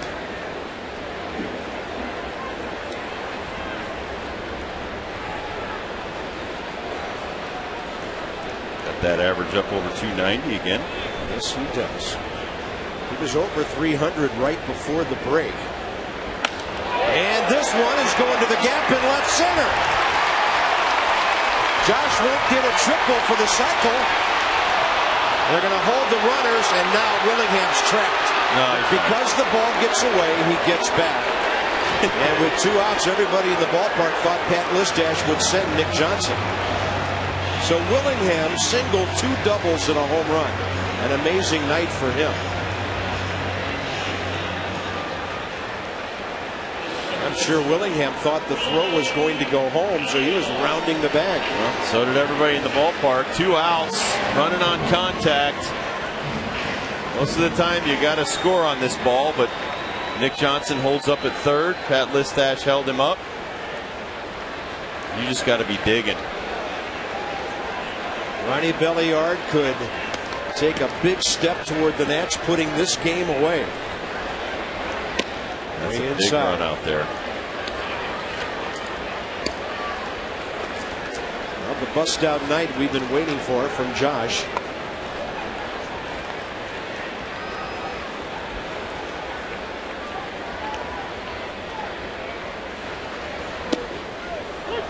He may be asking for the microphone tomorrow night.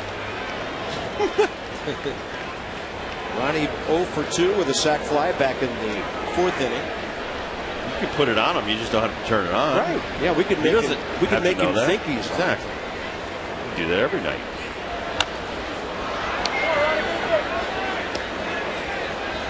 And another reason that a run or 2 would be big here. David Wright, Jeff Francoeur, and Corey Sullivan, the due-ups for the Mets in the ninth.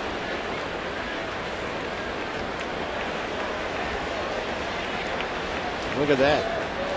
4 total bases for the homer, 4 more for the doubles, and 1 for the single. Breaking ball, Belliard gone, so are the Nats in the 8th. Top of the 9th coming up. The bullpen trying to salt one away here.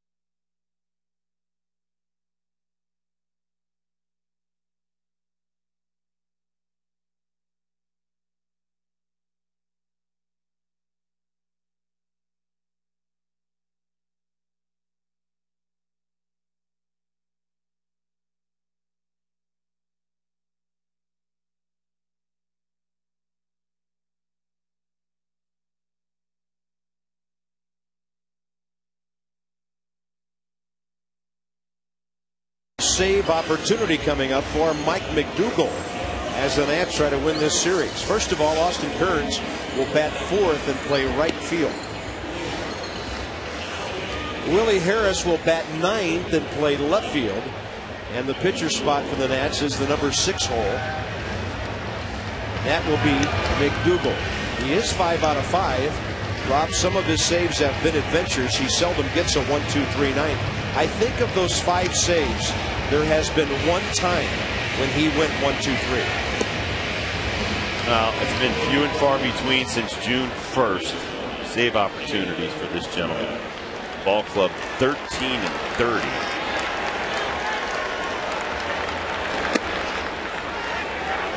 So Jim Riggleman has his defense shored up. And for the Mets, Wright, Francoeur, and Sullivan.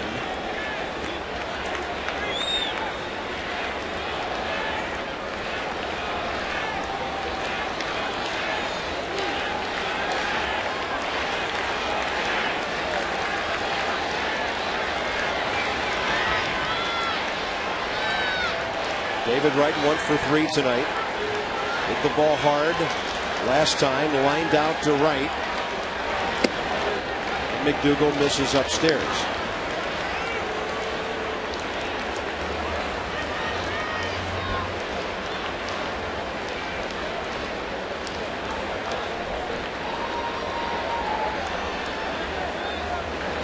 It's also been tough because when Manny Acta was here, even Jim Riggleman, when they're trying to get him some work, he's gotten into some trouble at times. Jim Riggleman. So I'm not, because of that, they're probably not sure what to expect here. They'll pour in the fastball for a strike.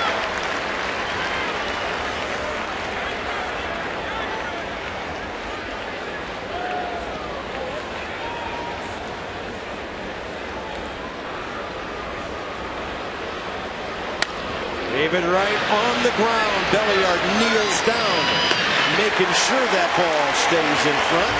And that's a huge out to start the night. Johnny Holliday, Ray Knight, standing by here at the ballpark. And probably taking a seat, getting ready for Verizon Fios Nats Extra postgame. I'm sure Ray will have a lot to say about Craig Stammen, Josh Willingham. Johnny will guide us through the process, and comments from Jim Riggleman after the game. Jeff Francoeur 0 for 3. And Debbie Taylor will have Josh Willingham.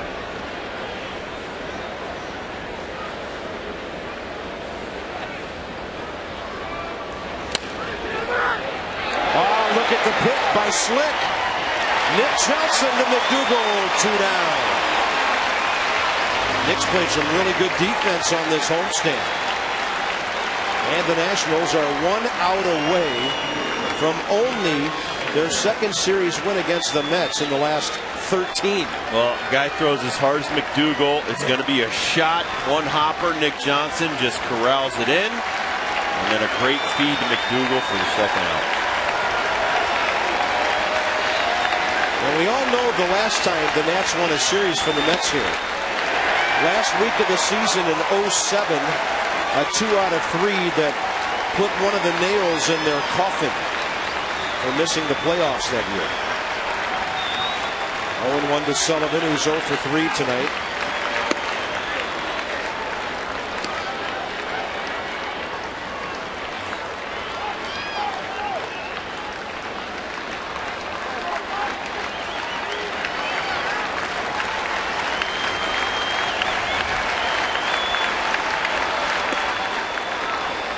Overthrow. I'm going to walk this guy. He'll earn it.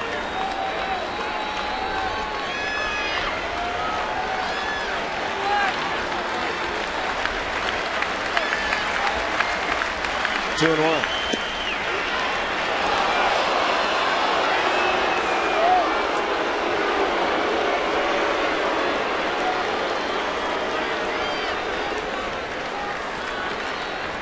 McDougal looking for his 56th career save. That's close enough. The count's 4.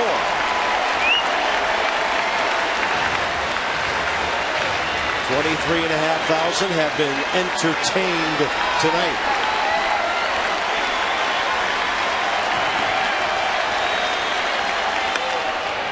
Left side, Zimmerman's got it, and that's great pitching again to beat the Mets. Well, it was a long game tonight, 2 hours and 19 minutes. 10 minutes longer than last night. And the guys are getting good pitching, Rob Dibble. Well, I don't mind that they don't want to enjoy